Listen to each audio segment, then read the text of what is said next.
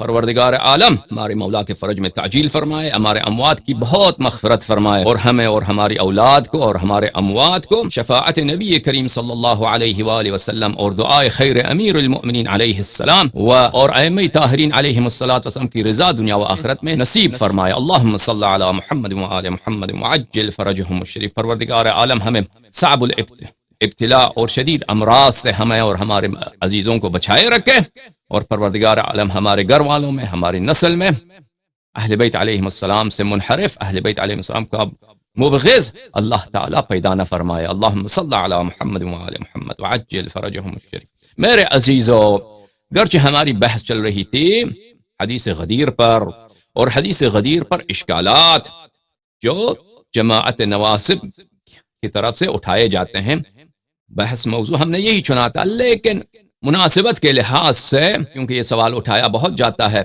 اردو زبان میں، ایاک نعبد و ایاک نستعین، اس کے متعلق، اس آیت کی تفسیر کے متعلق، اس کا معنی کیا ہے، اس کے متعلق آپ کی خدمت میں یہ پروگرام پیش کیا جائے گا انشاءاللہ تبارک و تعالی۔ اچھا، میری بات جو ہے وہابی جماعت سے بہت ہوئی ہے۔ عام طور پر عربی زبان میں جو وہابی ہیں، سلفی ہیں، ان کے علماء بڑے فاضل بھی ہیں، وہ اس آیت پہ استدلال اتنے نہیں کرتے۔ یعنی مجھے یاد نہیں پڑتا کہ کبھی کسی وہابی عالم نے مجھے توحید کے معاملے پر اور اللہ تعالیٰ سے استمداد کے معاملے پر اس آیت کی روح سے اس نے استدلال کی ہو۔ کون سی آیت ہے؟ ایاک نعبد و ایاک نستعین، کیونکہ ان کو معنی معلوم ہے، ان کو ایاک نعبد و ایاک نستعین، اس میں حصر پہ کوئی تصریح نہیں ہے، حصر پہ کوئی تصریح نہیں ہے۔ اب حصر کیا ہے، قصر کیا ہے، ابھی بتائیں گے انشاءاللہ تبارک و تعالی۔ لیکن اردو زبان میں عام طور پر، بلکہ ہمیشہ اس آیت کا ترجمہ کیسے کیا جاتا ہے اردو زبان میں؟ نا، ایاک نعبد، ہم تیری ہی، صرف تیرے ہی عبادت کرتے ہیں، اکیلے تیرے ہی عبادت کرتے ہیں، و ایاک نستعین، اور صرف تجھ سے مدد مانگتے ہیں، یا صرف تجھ سے عون طلب کرتے ہیں، مدد طلب کرتے ہیں۔ ایاک نستعین یعنی اردو زبان میں عام طور پہ کس طرح ترجمہ کیا جاتا ہے؟ تجھ ہی سے، یعنی تیرے ماں سوا کسی اور سے مدد نہیں طلب کریں گے، تجھ ہی، صرف تجھ سے مدد طلب کریں گے۔ تو آیت کا کیا یہی ترجمہ ہے؟ یہی معنی درست ہے؟ یہی معنی متعین ہے؟ یا آیت کا معنی کچھ اور ہے؟ عزیزوں، اب یہ ترجمہ اردو زبان میں مشہور ہو چکا ہے، کافی پھیلایا جا چکا ہے، اور عام طور پہ آپ کے جو اردو زبان والے مولوی ہیں وہ ہوتے بھی جاہل ہیں بہت، یعنی جو علوم حاصل کرنے کا طریقہ کار ہے، تفاسیر دیکھنا ہے، علم معانی بیان کے کتب دیکھنا ہے، یہ تو بہت کم لوگ کرتے ہیں، عام طور پہ جاہل لوگ ہیں، اور لوگوں میں یہ ترجمہ جب مشہور ہو چکا ہے کہ تجھ ہی سے مدد لینا ہے، تو ان کے لیے بہت اچھا اسلحہ ہے، اس ٹولے کے لیے، وہابی ٹولے کے لیے، سلفی ٹولے کے لیے، جو خود بدترین شرک میں مبتلا ہیں، بقیہ سب مسلمین کو ان سے شرک کی نسبت دیں۔ آپ غیر اللہ سے مدد مانگے تو یہ کفر ہے۔ حالانکہ عزیزو، اس آیت کا ترجمہ اس طرح جو ہے وہ متعین نہیں ہے، کوئی ترجمہ اس طرح کر سکتا ہے لیکن یہ متعین نہیں ہے، لذا حصر کے لحاظ سے یہ آیت متشابہات میں بن جاتا ہے۔ اب میں نے مختصر انداز میں کہا، اصطلاح بھی اس میں ہے، اصطلاح کا استعمال بھی کیا، تو اب اس کا توضیح میرے عزیزو دیکھیں، حصر اور قصر کس کو بولتے ہیں؟ حصر بولتے ہیں کہ آپ کسی بات کو، کسی صفت کو کسی شخص میں یا کسی چیز میں منحصر کر دیں، اس کو حصر بولتے ہیں، قصر بولتے ہیں، تخصیص بولتے ہیں، اختصاص بولتے ہیں۔ مثلا میں کہہ دوں زید شاعر ہے، کاتب نہیں ہے، زید شاعر لا کاتب، تو میں نے زید کو شاعریت میں اس کو محصور کر دیا، اس کو مقصور کر دیا، اس کو مختص کر دیا، اور اس میں سے کاتبیت کی جو صفت ہے حذف کر دی، ٹھیک ہے نا؟ اب میں کہتا ہوں لیس فی الدار الا زید، اس مکان میں صرف زید ہی ہے۔ مکان میں کون ہے؟ 10 آدمی ہے، 20 آدمی نہیں، کتنے آدمی ہے؟ صرف ایک آدمی۔ کون آدمی؟ عامر ہے نہیں، بکر ہے نہیں، صرف زید اس مکان میں ہے۔ لیس فی الدار الا زید، انما فی الدار زید، دار میں، گھر میں صرف زید ہے، گھر میں زید کے علاوہ کوئی اور نہیں ہے۔ تو اس کو ہم نے حصر کر دیا۔ یہاں اس کو حصر بھی بولتے ہیں، قصر بھی بولتے ہیں، اختصاص بھی بولتے ہیں، تخصیص بھی بولتے ہیں، کہ ہم نے زید کو کہا کہ گھر میں صرف زید ہے، زید کے علاوہ کوئی اور ہے؟ نہیں ہے، کوئی اور نہیں۔ لا الہ الا اللہ تعالیٰ کے علاوہ کوئی معبود نہیں، اللہ تعالیٰ کے علاوہ کوئی معبود نہیں ہے۔ اچھا، اللہ تعالیٰ کے علاوہ یہ کہاں سے پتہ چلے؟ کلمہ اللہ سے پتہ چلا۔ اللہ، کلمہ اللہ تخصیص کے لیے، حصر کے لیے۔ الوہیت مخصوص ہے کس کے لیے؟ معبودیت، الوہیت خدائی کس کے لیے مخصوص ہے؟ اللہ تعالیٰ کے لیے، پروردگار عالم کے لیے مخصوص ہے، تو اس کے علاوہ کوئی اور الہ ہے نہیں ہے. کیوں؟ کیونکہ لا الہ الا اللہ ہم نے نفی کر دی اور صرف ثابت کر دی کس کے لیے؟ اللہ تعالیٰ کے لیے. تو اس کو حصر بولتے ہیں، قصر بولتے ہیں. ملاحظہ فرمائیے یہ کتاب ہے مفتاح العلوم للسکاکی. کتاب مفتاح العلوم جو ہے سکاکی صاحب کی کتاب بہت ہی نہایت ہی عمدہ کتاب ہے. علم معانی بیان اور بدیع میں اس کتاب کی کوئی جواب نہیں ہے. اور باقی سب جتنے آپ کی خدمت میں عرض کریں جو اہل ادب ہیں، بلاغت والے ہیں، انہوں نے اس کتاب سے استفادہ کیا ہے. خطیب قزوینی کی بھی جو کتاب ہے وہ بھی اسی کتاب کی اختصار ہے اور اسی کی شرح ہے مختصر مطول وغیرہ عروس الافراح. ملاحظہ فرمائیے اس کتاب میں مفتاح العلوم للسکاکی چاپ دار الکتب العلمیہ، یہاں پہ اگر میں نے علامت صحیح رکھی ہو تو مجھے حصر کی جو ہے فی بیان القصر، قصر کا بیان. اعلم ان القصر وحاصل معنى القصر، قصر کا ترجمہ کیا ہے، تعریف کیا ہے، ڈیفینیشن کیا؟ راجع الى تخصیص الموصوف عند السامع بوصف دون شأن. قصر کا کیا مطلب ہے؟ کہ تخصیص کرتے ہیں، ہم خاص بناتے ہیں کہ موصوف ایک اس میں یہی صفت ہے اور صفت نہیں ہے. اس گھر میں صرف زید ہے تو گھر موصوف ہے، ہاں اس میں رہنے والا صرف کون ہے؟ بسنے والا صرف زید ہے، کوئی اور نہیں ہے. ٹھیک ہے نا. الوہیت صرف کس میں؟ اللہ میں ہے. وما محمد صلی اللہ علیہ وآلہ وسلم الا رسول قد خلت من قبلہ الرسل انما علی رسولنا البلاغ المبین. لوگوں کو یہ شاید گمان ہو کہ رسول پاک صلی اللہ علیہ وآلہ وسلم مرنے والے نہیں ہیں. فرمایا کہ یہ تو ملائکہ تو نہیں ہے، صرف وہ کیا ہے؟ ایک رسول ہے، صرف ایک رسول ہے، صرف رسول ہے. قد خلت من قبلہ الرسل، ان سے پہلے بھی رسول گزرے ہیں، وہ سب مر گئے تو ان کی بھی موت آنی ہے. صلی اللہ علیہ وآلہ وسلم. افإن مات او قتل انقلبتم على اعقابکم. اے جمع صحابہ، ہم سے تعجب کہتے ہیں صحابہ مرتد ہو گئے. بھائی قرآن تو پڑھو، قرآن نے پہلے خبر دیا کہ صحابہ مرتد ہوں گے رسول پاک صلی اللہ علیہ وآلہ وسلم کے بعد. افإن مات او قتل انقلبتم على اعقابکم. اس میں اگر کوئی عجب کی بات ہوتی، تعجب کی بات ہوتی، کوئی مردود بات ہوتی تو رسول اللہ تعالیٰ اس کو قرآن میں ذکر نہیں کرتے. کیا اگر رسول پاک صلی اللہ علیہ وآلہ وسلم مر گئے تو تم اتنے بھی ایمان ہو؟ اس کو کہا کب نازل ہوئی یہ آیت اس وقت نازل ہوئی کہ رسول پاک صلی اللہ علیہ وآلہ وسلم والرسول یدعوکم فی اخراکم. جنگ احد میں صحابہ سب جو ہیں بھاگ گئے، فرار کیے، اور رسول پیچھے سے پکارتے تھے کہ فلانا فلانا کہاں بھاگ رہے ہو. ٹھیک ہے نا. کبھی فرار احد پر آپ سے انشاءاللہ تبارک و تعالی بات کریں گے کہ یہ صحابہ جنہوں نے ہجرت کی، اپنے مال اولاد چھوڑ دی، رسول پاک صلی اللہ علیہ وآلہ وسلم جان و مال قربان کرتے تھے، یہ سب رسول پاک صلی اللہ علیہ وآلہ وسلم کو کفار کے محاصرے میں، کفار کی حملوں کے سامنے وہ بے بس چھوڑ لیے اور سب فرار. ان جملہ میں سے ابو بکر، عمر، عثمان تو اتنا دور چلا گیا کہ 3 دن کے بعد واپس آئے، اتنی دور فرار. بہرحال یہ آیت اس وقت نازل ہوئی کہ ان کے یہ تو کفر محض ہے کہ بیعت کرنے کے بعد کہ ہم آپ کے جان قربان کریں گے. جنگ میں آئی، تھوڑا سا فشار آیا، تھوڑا سا پریشر آیا کفار کا، سب بھاگ گئے. تو کیا اس کا عفو بھی ہوا ہے؟ صحابہ نے کبھی توبہ بھی کیا اس سے؟ اس کے متعلق انشاءاللہ بات کریں گے کہ عفو کے جو ادعا کیا جا رہا ہے عدم نزول عذاب دنیا میں ہے. وإلا اس کا مطلب یہ نہیں ہے کہ ان کا جو ہے ان پہ عذاب نہیں ہوگا بھاگنے کی وجہ سے، نقض بیعت کی وجہ سے، جنہوں نے بیعت توڑا ہے. تو اس وقت یہ آیت نازل ہوئی کہ اگر رسول پاک صلی اللہ علیہ وآلہ وسلم مر جائیں تو آپ تو اب کہیں گے، اگر میں لفظ حرامی کہہ دوں، حرامی ہو، آپ کہیں گے کہ مولوی صاحب جو ہیں وہ سخت الفاظ استعمال کرتے ہیں. چلے استعمال نہیں کرتے بھائی. عتل بعد ذلك زنیم. عتل قرآن نے منافقین کے لیے زنیم یعنی زنازادہ کا لفظ استعمال کیا. ٹھیک ہے نا. یہ کوئی منافق کو اس طرح آپ گالی دے دیں، یہ اس منافق کیا ہے؟ اس کو جس نے نبی کریم صلی اللہ علیہ وسلم سے بے وفائی کی، کفار کے نرغے میں ان کو چھوڑ دیا کہ ان کو جو ہونا ہے ہو جائے، ہماری جان بچائے. اگر ان کو آپ گالی دے دیں اس میں کیا حرج ہے؟ جب قرآن نے ان کو زنیم زنازادہ کہا تو تم کیا بھاگ جاؤ گے؟ معاف کیجیے، تو تم کیا انقلبتم علی اعقابکم، تم اپنے دین آپ کے آبا و اجداد کے جو ادیان ہیں، بت پرستی، شرک، اس پہ پلٹ جاؤ گے. ومن ينقلب على عقبیہ فلن يضر اللہ شیئا. اور جو مرتد ہو جائے میرے حبیب کے بعد صلی اللہ علیہ وآلہ وسلم، اللہ کو اس کا کوئی ضرر نہیں پہنچتا. بہرحال تو یہاں پہ وما محمد صلی اللہ علیہ وآلہ وسلم الا الرسول، یہ رسول ہیں. تو یہ نبی کریم صلی اللہ علیہ وآلہ وسلم جو موصوف ہیں ان میں سے باقی جو خلود کا جو صفت ہے نفی کر دی اس کو حصر اضافی بولتے ہیں. ہم حصر اضافی حقیقی غیر حقیقی متعلق بات کریں. تو یہ صرف پیغمبر ہیں، پیغمبر کے لیے موت بھی ہوتی ہے. انما علی الرسول وما علی الرسول الا البلاغ المبین. ہمارے رسول صلی اللہ علیہ وآلہ وسلم جو ہیں ان پہ صرف بلاغ مبین واجب ہے.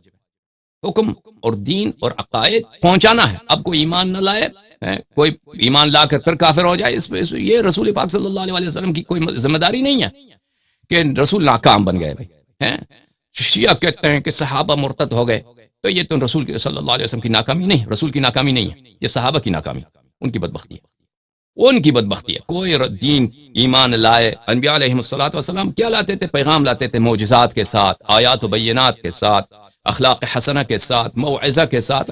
کوئی ایمان نہ لائے تو وہ پیغمبر کی ناکامی نہیں ہے کہ وہ اس نے خیانت کیا، کہ وہ اچھا پیغمبر نہیں. اچھی بات. وما علی الرسول الا البلاغ المبین. رسول صلی اللہ علیہ وآلہ وسلم پہ صرف بلاغ مبین واجب ہے. اس کے علاوہ لوگوں کو مومن بنانا یہ ان کی ذمہ داری نہیں ہے. ٹھیک ہے نا، کہ اگر کوئی ایمان نہ لایا یا کوئی ایمان لانے کے بعد وہ منافق بن گیا تو وہ ان کی مذمت ہو، رسول پاک صلی اللہ علیہ وآلہ وسلم کی کوئی عیب ہو. تو یہ کیا ہے؟ اس کو حصر بولتے ہیں. ان کا کام صرف کیا ہے؟ بلاغ ہے، پہنچانا ہے، بیان کرنا ہے، اچھی طرح سے بیان کریں. اب کوئی ایمان نہ لائے تو یہ اس کی ذمہ داری نہیں ہے، یہ نفی کر دی. تو کیا فرمایا سکاکی صاحب نے؟ عزیزو، سکاکی نے فرمایا معنی القصر الى تخصیص الموصوف عند السامع بوصف دون شأن، کہ آپ ایک وصف ثابت کریں دوسری وصف ثابت نہ کریں. ٹھیک ہے نا. اچھا، جب یہ بات آپ کو پتا چلا کہ حصر کا مطلب یہ ہے، حصر کا کیا مطلب ہوا؟ حصر کا مطلب یہ ہوا کہ جو ہم نے آپ کو بتا دیا. اچھا، جب یہ مطلب آپ کو پتا چلا تو حصر کے لیے اردو زبان میں اس کا مثال دیتا ہوں. آپ کہتے ہیں میں تو صرف آپ کا خیر خواہ ہوں، میں صرف آپ کا خیر خواہ ہوں. یہ یہاں پہ حصر کہاں سے پتا چلتا ہے؟ حصر کہ میں دشمن نہیں ہوں، میں نامخلص آدمی نہیں ہوں، میں جو ہے میں آپ کا بدخواہ نہیں ہوں، میں تو صرف خیر خواہ ہوں. یہ حصر کہاں سے پتا چلتا ہے؟ کہ آپ میں یہ صرف یہ صفت ہے آپ کے لیے کہ میں آپ کی بھلائی چاہتا ہوں. یہ لفظ صرف سے پتا چلتا ہے. ٹھیک ہے نا. اگر کہتے ہیں کہ میں خیر خواہ ہوں تو اس میں حصر نہیں ہے. آپ ہو سکتا ہے خیر خواہ ہونے کے علاوہ اور بھی بہت کچھ ہوں، لیکن جب آپ نے کہا میں صرف خیر خواہ ہوں تو آپ نے بدخواہی وغیرہ جو اتنے صفات ہیں وہ حذف کر، وہ لفظ صرف سے پتا چلتا ہے. ٹھیک ہے. یا مثلا کہتے ہیں کہ لفظ ہی، اردو زبان میں کہتے ہیں لفظ ہی، آپ ہی سے بات کر رہا ہوں، آپ ہی سے بات کر رہا ہوں. اس کا کیا مطلب ہے؟ یعنی میرے مخاطب آپ ہیں، دوسرے نہیں ہیں، دوسرے نہیں. اس کا کہاں سے پتا چلا؟ لفظ ہی سے. یہ حصر کے لیے اردو زبان میں، حصر کے لیے، اختصاص کے لیے، تخصیص کے لیے، کہ میرے خطاب مخصوص آپ کے لیے، آپ ہی سے بات کر رہا ہوں نا. یہ لفظ صرف لفظ ہی، اس طرح کے اور بھی الفاظ ہو سکتے ہیں اردو زبان، اس سے آپ حصر کا بیان کر سکتے ہیں. عربی زبان میں کیا ہے؟ عربی زبان میں اس کے لیے الفاظ بھی ہیں اور لفظ کے علاوہ بھی طریقہ کار ہیں حصر بتانے کا. لفظ کے علاوہ بھی ہے حصر. الفاظ کیا ہے؟ مثلا الفاظ ہیں عطف، زید شاعر لا کاتب، زید شاعر، یہ عطف ہے. لا نافی عطف کے لائے، زید شاعر ہے کاتب نہیں ہے. عطف سے ہمیں حصر پتا جائے، حصر غیر حقیقی، حصر اضافی. یا مثلا لفظ اللہ ہے، اللہ کے تو بہت ہے، مثلا لا الہ الا اللہ، مثلا لا الہ الا اللہ. جب کہا لا الہ الا اللہ، لفظ اللہ سے کیا پتہ چلا؟ لفظ اللہ سے پتہ چلا کہ یہاں پر اللہ کے علاوہ کوئی اور رسول، کوئی اور خدا نہیں ہے. خدائی الوہیت صرف کس کے لیے؟ اللہ کے لیے. یا لفظ انما ہے، انما یرید اللہ لیذھب عنکم الرجس اہل البیت ویطہرکم تطہیرا. انما، یہ جو آیت ہے صرف کس کے لیے؟ صرف اہل بیت الطاہرین علیہم السلام. مطہر صرف کون ہے؟ ازواج نہیں، ازواج مطہر نہیں ہے. ازواج مطہر. یا نساء النبی صلی اللہ علیہ وآلہ وسلم لستن کأحد من النساء ان اتقیتن. یا ازواج نبی، اے نبی کے زوجو، یا نساء عورتیں یعنی ازواج، یا نساء النبی لستن کأحد من النساء ان اتقیتن، اگر تم تقوی رکھو تو تمہاری جیسی عورت دنیا میں، اگر تم تقوی رکھو تو تم دنیا میں تجھ جیسی عورت نہیں ہے. کیوں کہ بڑا شرف ہے، بڑی فضیلت ہے. خاتم الانبیاء صلی اللہ علیہ وآلہ وسلم کے حبال نکاح میں ہونا یہ کوئی چھوٹی بات ہے؟ آپ مجھے بتائیے. لستن کأحد من النساء ان، بشرط یہ کہ تقوی اختیار، اگر تقوی اختیار نہ کرو تو تم سے زیادہ بدبخت کوئی نہیں. تو انما یرید اللہ لیذھب عنکم الرجس، اللہ تعالیٰ فرماتا ہے کہ یہ صفت جو ہے صرف کس کے لیے ہے؟ یہ صفت صرف ان کے لیے جو اہل بیت علیہم الصلوۃ والسلام کے. خدا ارادہ ہے، خدا کا ارادہ ازلی و ابدی و استمراری یہی ہے کہ ان سے ہر قسم کی ناپاکی دور ہو جائے. ادات حصر الفاظ حصر عربی زبان میں ادات حصر یعنی اس کا حصر بتانے کا طریقہ کار، اس میں سے ایک طریقہ یہ ہے کہ آپ مسند اور مسند الیہ کو ان میں سے ایک یا دو کو کیا کریں، تعریف کر دیں، معرفہ بنا دیں، نکرہ نہ بنائیں. مثلا کہہ دیں کہ الرجل زید، الرجل زید، یعنی وہ شخص جس میں مردانگی ہے وہ تو صرف زید ہے، یعنی دوسروں میں اتنی مردانگی نہیں ہے. الرجل زید. الشاعر امرؤ القیس، شاعر جو ہے الشاعر امرؤ القیس، شاعر اگر کہتے ہیں امرؤ القیس ایک شاعر ہے، الشاعر امرؤ القیس سب سے بڑا شاعر ہے. شاعری منحصر ہے کس میں؟ امرؤ القیس. جیسے مثلا یہ ادعائی ہے، حصر ادعائی، حصر میں شاعری دوسرے تو شاعر ہے، دوسرے شعراء تو شاعروں کی گنتی میں بھی نہیں آتے، شاعر تو صرف امرؤ القیس ہے. اللہ الصمد، اللہ صرف بے نیاز کون ہے؟ صرف بے نیاز کون ہے؟ اللہ تعالی. یہ کیوں؟ یہ مسند الیہ کی تعریف جو ہے یہ حصر پہ دلالت کر سکتی ہے، نہیں کہ ہمیشہ اس طرح ہو. یہ ہمیشہ دلالت یا مسند کی تعریف کر دیں یا مسند الیہ دونوں کی تعریف کر دیں. تو اس کے ادات بہت زیادہ ہیں عربی زبان میں. ان ادات میں سے ایک ادات بولتے ہیں آلہ کار کو. ادات عربی زبان کا لفظ ہے آلہ کار. حصر بتانے کا ایک آلہ کار ہے تقدیم ما حقہ التاخیر، یعنی ایک چیز جو جملے میں اس کو بعد میں آنا چاہیے، بعد میں آنا چاہیے. ٹھیک ہے نا، میں نے کھانا کھایا، میں نے کھانا کھایا. یہ اردو زبان میں ایک جو ترتیب ہے الفاظ کا، یہ معمولی ترتیب یہی ہے کہ آپ کہتے ہیں میں، ابتدا فاعل سے کرتے ہیں، میں نے کھانا کھایا، اس کے بعد مفعول، اس کے بعد فعل. ٹھیک ہے نا. اگر ہم اس کے ترتیب کو بدل دیں، کھانا میں نے کھایا، اردو زبان میں اردو زبان میں کوئی اس سے حصر شاید نہ سمجھے، لیکن عربی زبان میں اگر یہ کہہ دیں تو ہو سکتا ہے، یہ متعین نہیں ہے، ہو سکتا ہے کہ اس سے حصر استفادہ ہو، حصر استفادہ. مثلا فَإِيَّايَ فَاعْبُدُونَ، فَإِيَّايَ فَاعْبُدُونَ، فَإِيَّايَ فَاعْبُدُونَ، میری ہی عبادت کرو، میری ہی عبادت کرو. یہ کہاں سے پتہ چلا کہ میری ہی عبادت کرو؟ کیونکہ فَاعْبُدُونِی نہیں کہا. اگر کہتے ہیں فَاعْبُدُونِی، میری عبادت کرو، تو اس میں لفظ ہی نہیں ہے. فَإِيَّايَ فَاعْبُدُونَ میں بھی کوئی حصر کا جو لفظ ہے، قصر، اختصاص، تخصیص، اس کا کوئی لفظ نہیں ہے، لیکن صرف ترتیب بدل جانا. عبادت میری کرو، عبادت میری کرو، میری عبادت کرو، عبادت میری کرو. یا اگر مثلا ترتیب بدل دیں جملہ میں تو اس سے انسان کیا سمجھتا ہے؟ بعض اوقات نہ، ہمیں ڈیپینڈ کرتا ہے اس کانٹیکسٹ میں کہ اس سے آپ کو کیا نظر آئے گا. اس سے آپ کو اختصاص نظر آئے گا، حصر نظر آئے گا، تخصیص نظر آئے گا کہ عبادت صرف اللہ تعالیٰ. لیکن یہ ہمیشہ نہیں ہے. وَنُوحًا ہَدَيْنَا، نوحًا ہدینا، نوح علیہ السلام کو ہم نے ہدایت. وَنُوحًا ہدینا، تو دوسرے انبیاء کو ہدایت نہیں دی، صرف نوح ہی نہیں. ٹھیک ہے، ہدینا فعل فاعل، نوح مفعول ہے، مفعول کو فعل و فاعل پہ مقدم رکھا گیا ہے. یہ جو ہے ترتیب ما حق التاخیر کیا ہے یہاں پہ کیا گیا ہے. یعنی حق یہ ہے عربی زبان میں جو جملے کا جو ترتیب ہے کہ مفعول کو فاعل اور فعل کے بعد آنا چاہیے. پہلا فعل ہوگا ضربت زیدن، ضربت زیدن. اردو زبان میں کیسے کہیں گے؟ میں نے زید کو مارا. پہلے فاعل، پھر مفعول، پھر کیا، پھر فعل. میں نے، میں فاعل، زید کو مفعول، مارا فعل. اردو زبان میں جو محاورتاً عام استعمال، اگر آپ شعر شاعری کرتے ہیں تو ترتیب بدلتے ہیں نا، لیکن عام جو جملے ہوتے ہیں نثر میں یا محاورے میں یہی کہیں گے میں نے زید کو مارا، پھر مفعول، پھر معاف کیجیے فاعل، پھر مفعول، پھر فعل. لیکن عربی زبان میں اس طرح نہیں ہے. ضربت زیدن، پہلے فعل کو کہیں گے ضرب، ضرب، ضرب یہ فعل ہے، تو فاعل ہے، تو یہ ضمیر ہے، فاعل ہے. زیدن یہ مفعول. یہ جو ہے یہ ترتیب، عام ترتیب. لیکن اگر ہم اس کو ضرب تو زید کو میں نے مارا، تو اس کے کئی معنی ہو سکتے ہیں. ایک اس میں سے ایک معنی جو ہے کیا ہے، وہ ایک معنی یہ ہے کہ میں نے صرف زید کو مارا ہے. تقدیم حق و تاخیر اس پہ دلالت کر سکتا ہے. نوحًا ہدینا، نوحًا ہدینا، نوح علیہ السلام کو ہم نے ہدایت دیا. اب صرف نوح کو ہدایت دیا، باقی انبیاء کو نہیں، سب انبیاء کو ہدایت دیا.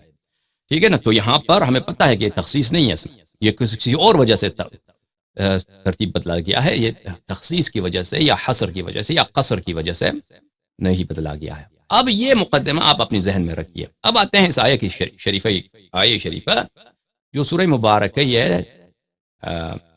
فاتحہ میں ہے، سورہ حمد میں ہے. وَإِيَّاكَ نَعْبُدُ وَإِيَّاكَ نَسْتَعِينُ، ہم تیری عبادت کرتے ہیں اور تیری تجھ سے مدد مانگتے ہیں. یہاں پہ دیکھیں عزیزو، یہ اصل میں کیا ہے؟ اصل میں نعبد کا و نستعینک ہے. نعبدک تیری عبادت کرتے ہیں، تجھ سے مدد مانگتے ہیں۔ لفظ ایا یہاں پر کیا ہے؟ لفظ ایا جو ہے یہ اسامی مبہمہ میں سے ہے، اس کی کوئی معنی نہیں ہے لفظ ایا، لیکن عربی زبان میں یہ ہے کہ ضمیر جو ہے، ضمیر متصل کو جب آپ اس منفصل کر دیں گے، چاہے وہ اپنے عامل پہ مقدم ہو یا اپنے عامل سے متأخر ہو، تو اس کے لیے لفظ ایا لانا پڑتا ہے، ٹھیک ہے نا، لفظ ایا لانا پڑتا ہے۔ اردو زبان میں اس کا ترجمہ تو نہیں ہو سکتا، یا ہر زبان کی اپنی خصوصیات ہیں۔ مثلا اگر ہم کہتے ہیں کہ اعطیتکہ، یہ بہت کم لوگ اس طرح عربی زبان میں بولتے ہیں، میں نے آپ کو میں نے آپ کو دیا، میں نے آپ کو 5 روپے دیے، میں نے آپ کو 5 روپے دیے، اعطیتک 5 دراہم، ٹھیک ہے نا۔ اب اس کو ضمیر میں بدل دیں، اعطیتک، ہاں یہ کم لوگ بولتے ہیں، اکثر عربی زبان میں ہوتا ہے اعطیتک ایاہا، کیوں؟ یہ ضمیر جو ہے ضمیر متصل ہے، ضمیر منصوبی ہے، اس کو جب منفصل کرتے ہیں تو کیا ہوتا ہے؟ لفظ ایا لانا پڑتا ہے، لفظ ایا، یہ عربی زبان کی ایک خاصیت ہے کہ ضمیر کو متصل کو منفصل کرتے ہیں، ایا لانا پڑتا ہے۔ اس کا وجہ میں کیوں بتا رہا ہوں، آپ یہ نہ سمجھیے کہ ایا کا مطلب ہے ایا، لفظ ایا جو عربی زبان میں ایا، دیکھیں میں آپ کو یہ کیا ہے، ایا کا، یہ کاف جو ہے اس کا مطلب ہے تجھ، اس کا کیا مطلب ہے؟ تجھ، تجھ۔ یہ اگر نعبدو کا بھی ہوتا نا، بھی صحیح ہے، نعبدو کا اصل میں بھی یہی ہونی چاہیے کہ کاف کو، ضمیر کو، جیسے میں نے زید کو مارا، تو یہ اس کا ترتیب یہی ہونی چاہیے کہ کاف کو فعل و فاعل کے بعد آنی چاہیے، لیکن اس آیت میں اس کو تقدیم دیا گیا۔ اس میں آیت میں کاف کیا ہے؟ کاف کا مطلب ہے تجھ، تجھ، تو، سمجھ میں آ رہی نا، جو ضمیر ہے۔ لفظ ایا کیا ہے؟ لفظ ایا کا مطلب صرف نہیں ہے، آپ نے یہ نہ سمجھے کہ لفظ ایا کا مطلب صرف یا ہی یا قصر کے لیے۔ لفظ ایا الفاظ مبہمہ میں سے ہے، یہ صرف کہ ہم نے اس کاف کو، یہ کاف جو ہے نا، کاف کو ہم نے نعبدو سے الگ کر دیا، یہ نعبدو کا، یہ کا تھا نا، کا کو ہم نے یہاں سے تجھ، اس لفظ تجھ کو ہم نے یہاں سے ہٹا دیا، آگے جملے کے شروع میں لایا۔ تو اب جب جملے کے شروع میں جب لائے تو یہاں پہ یہ کا نعبدو یہ نہیں کہہ سکتے، وہ ایا لانا پڑتا ہے۔ سمجھ میں آئی بات آپ کو؟ تو آپ کو یہ نہ سمجھے کہ لفظ ایا جو ہے اس کا مطلب ہے حصر، اس کا مطلب ہے قصر، اس کا مطلب ہے تخصیص، لفظ ایا کا وہ نہیں ہے۔ اچھا ملاحظہ فرمائیے، یہ کتاب ہے الصحاح تاج اللغہ و صحاح العربیہ، اسماعیل ابن حماد الجوہری صاحب کی کتاب، چھاپ دارالعلم للملاحین، یہاں پہ صفحہ نمبر 2545 میں لفظ ایا کی وہ شرح کرتے ہیں کہ لفظ ایا کیا ہے۔ لفظ کاف تو آپ کو پتہ ہے، ایاک ونستعینک، ہم تیری عبادت کرتے ہیں، تجھ سے عون مانگتے ہیں، مدد مانگتے ہیں، ٹھیک ہے نا۔ لفظ ایا کیا ہے؟ ٹھیک ہے، فرماتے ہیں ایا اسم مبہم، یہ اسم ایسا مبہم اسم ہے، یہ اسم ہے مبہم کا اعراب سے کبھی کوئی محل نہیں ہے۔ بعض لوگ کہتے ہیں کہ اس کو کاف سے اضافہ ہوتا ہے، اگر کاف سے اضافہ ہو تو یہ مضاف ہے، اور بعض نحات کہتے ہیں اس کا اضافہ بھی نہیں ہے۔ وَتَتَّصِلُ بِهِ جَمِيعُ الْمُضْمَرَاتِ الْمُتَّصِلَةِ الَّتِي لِلنَّاسِ، جو منصوب ضمائر متصلہ ہیں، جو مفعولی ضمائر ہیں، یہ اس سے اٹیچ ہو جاتی ہیں۔ کیسے؟ مثال دے دو، ایاک و ایایا، مجھے، اس کو، ایاہو، اس کو، یہ ایاکا تجھے، مجھے، ایاہو اسے، ایانا ہمیں، اس کا مطلب یہی ہے۔ عربی زبان میں اگر صرف نہ کہہ دے تو اس سے نہیں بنتا، صرف ہا کہہ دو، ہاں صرف ہا ضمیر ہے لیکن یہ ہمیشہ متصل ہوتا ہے، اس کو منفصل کر دیں گے تو اس کے لیے لفظ ایا لانا پڑتا ہے۔ وجعلت الکاف والہا والیا والنون بیانا للمقصود۔ اچھا جو لفظ ایا ہے اس کا کوئی معنی نہیں ہے، یہ مبہم معنی پہ صرف کیا دلالت کرتا ہے؟ لفظ ہا، لفظ کاف، لفظ نون، لفظ ہا۔ ایاک صرف کاف کا مطلب ہے، یہاں ایا کا کوئی مطلب نہیں ہے۔ ایا صرف کیا آتا ہے؟ فل ان دی بلینک کے لیے، خالی جگہ پر کرو، کیونکہ بول نہیں سکتے اس طرح اس کے علاوہ عربی زبان میں۔ فہی کالکاف، یہ وہی کاف خطاب ہے، فی ذالک وارایتک، وارایتک، ارایتک، کیا تو نے اپنے آپ کو دیکھا ہے؟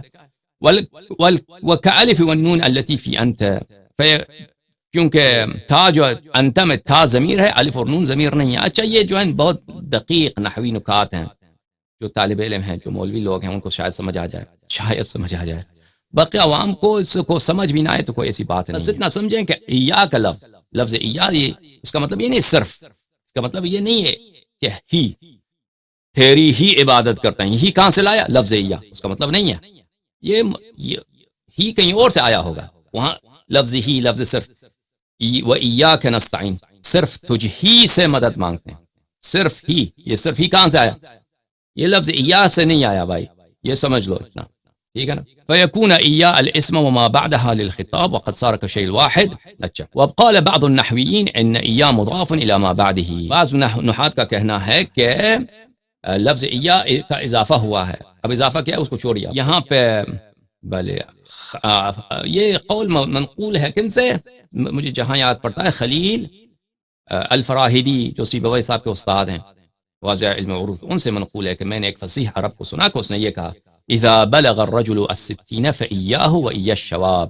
شباب یعنی شباب، جب انسان کی عمر 60 کو پہنچے تو وہ نوجوانوں سے دور رہے، برحذر رہے، نوجوانوں سے، شباب سے دور. ایاہ وإیا الشباب، تو ایہ الشباب، تو یہ ایہ الشباب یہ اس کا اضافہ ہوا ہے.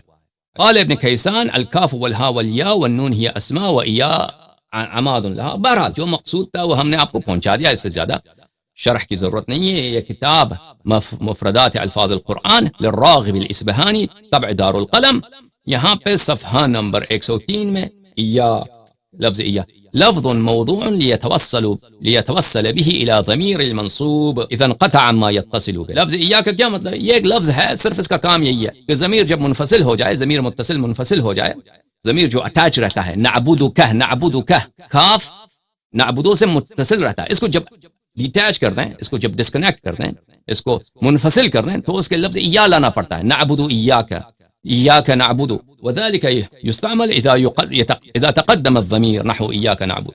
یہ بات سمجھ آئی پھر عزیزوں؟ تو یہاں پہ آتے ہیں پھر آیے شریفہ کی طرف، ایاک نعبد و ایاک نستعین. تو یہاں پہ لفظ میں ہم نے کیا کہا عربی زبان میں؟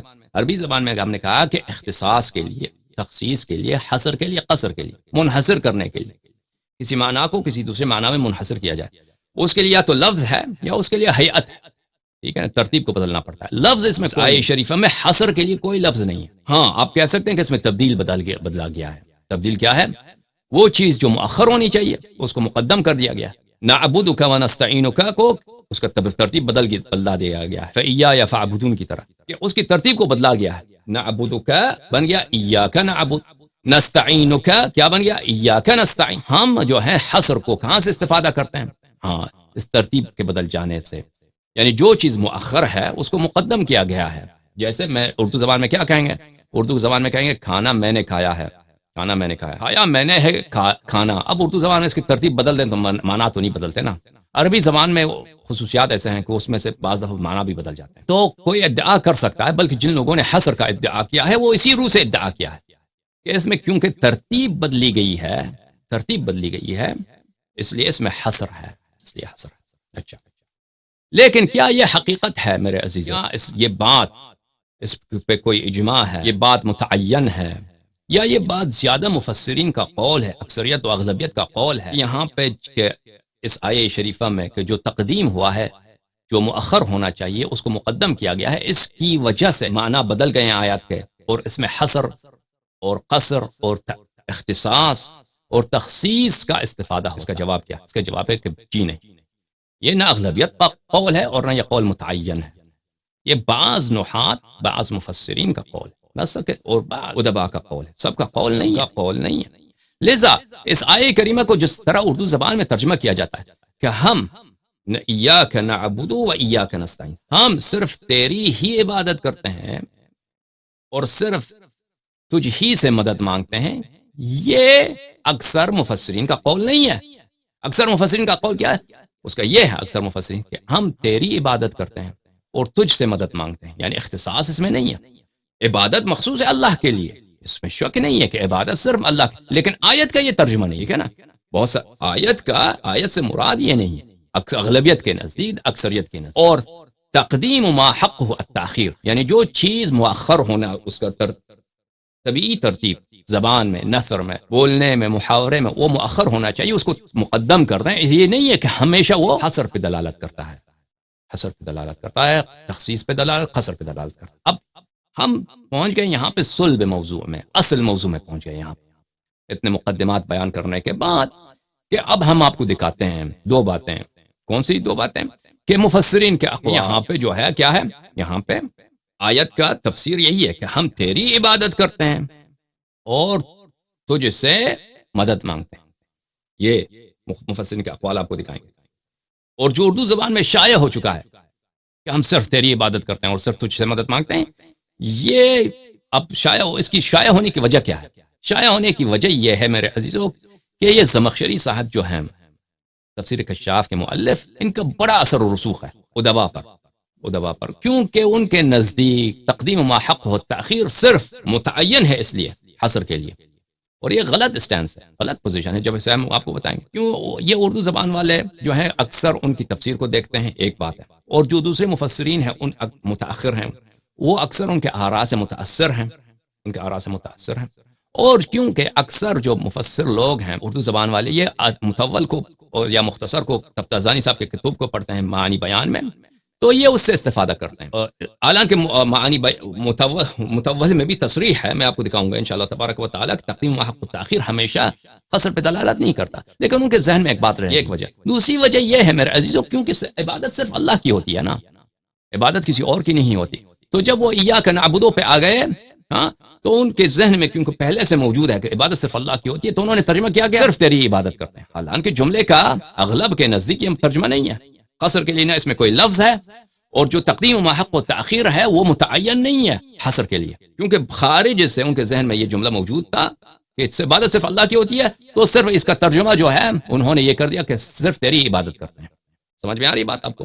اور جب یہ جملے کا ترجمہ عبادت صرف تیری ہی کرتے ہیں، یا کہ نستعین میں جو پہنچ گئے اس کا ترجمہ تو اسی کی کاپی کر دی کہ صرف تجھی سے مدد مانگتے ہیں. سمجھ؟ حالانکہ اغلب کے نزدیک یہ نہیں ہے. اچھا، میں آپ کو بہت قدماء مفسرین، بہت معتمد مفسرین کے اقوال دکھاتا ہوں، اور یہاں پہ ایک جملہ مختصراً کہہ دوں اور آگے چاہ کر میں اس کی زیادہ توضیح دوں گا کہ اگر ہم یہ مان بھی لیں، لو سلمنا وتنازلنا عن المعارضة وعن النقاش، اگر ہم مان بھی لیں کہ چلو یہاں پہ حصر ہے، تو حصر کے تو دو اقسام ہیں، اضافی ہے اور حقیقی. ضروری نہیں ہے کہ یہاں پہ ہر حصر حقیقی ہو. وما محمد الا رسول قد خلت من قبله الرسل صلی اللہ علیہ وآلہ وسلم، صلی اللہ علیہ وآلہ وسلم حبیب صلی اللہ علیہ وآلہ وسلم صرف رسول ہیں، صرف رسول ہیں. اس رسول کے علاوہ اور بھی بہت ہیں. وہ صدیقہ طاہرہ سلام اللہ علیہ کے باپ ہیں، وہ عبداللہ ابن عبد المطلب کے فرزند نورعین ہیں، سلام اللہ علیہما وآلہما، اللہم صلی علی محمد وآلہ محمد.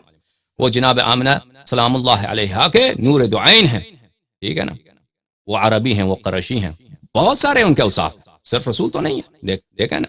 لیکن یہاں پہ حصر اضافی ہے، حصر حقیقی تو نہیں ہے.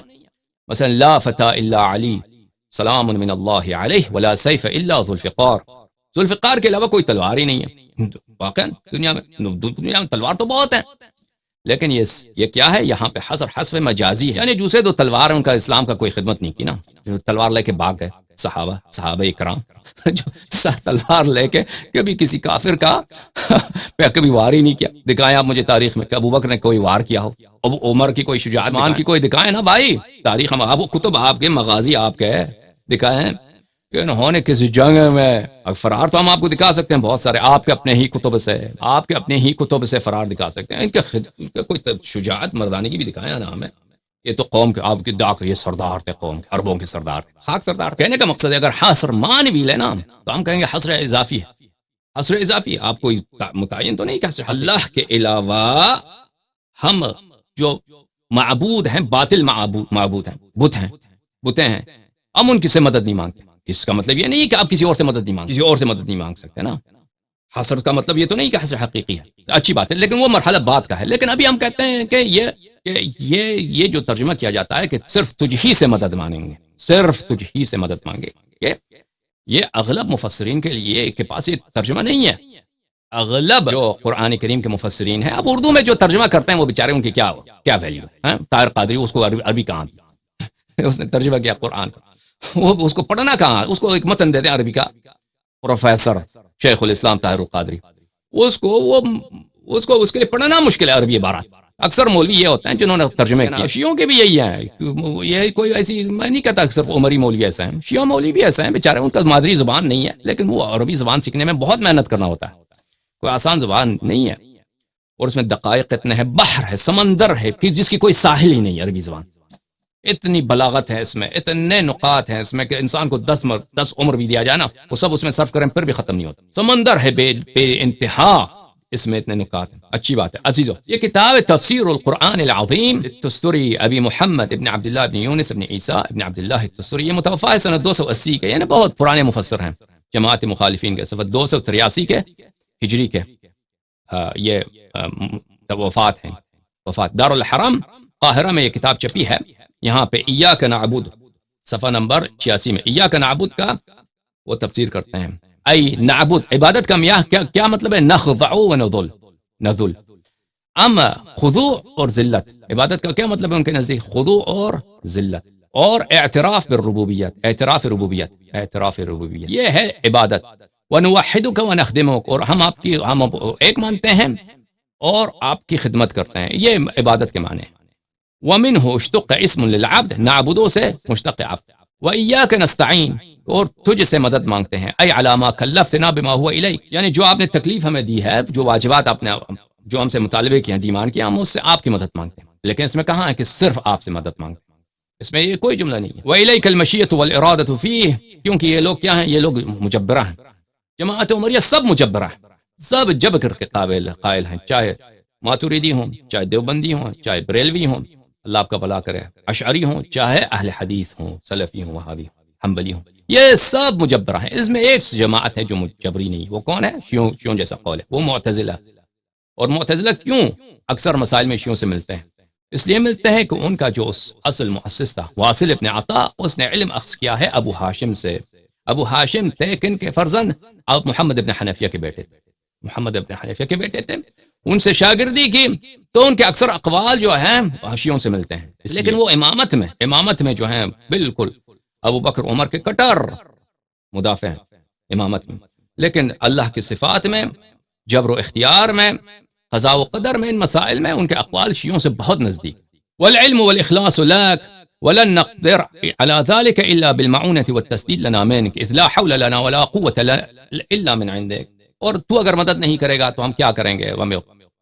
حول و قوت صرف تجھ سے ہے. بہرحال یہاں پہ ان کے نزدیک بھی ایسا نہیں ہے کہ حول و قوت صرف اللہ تعالیٰ کا ہے. حول و قوت صرف اللہ تعالیٰ سے ہے.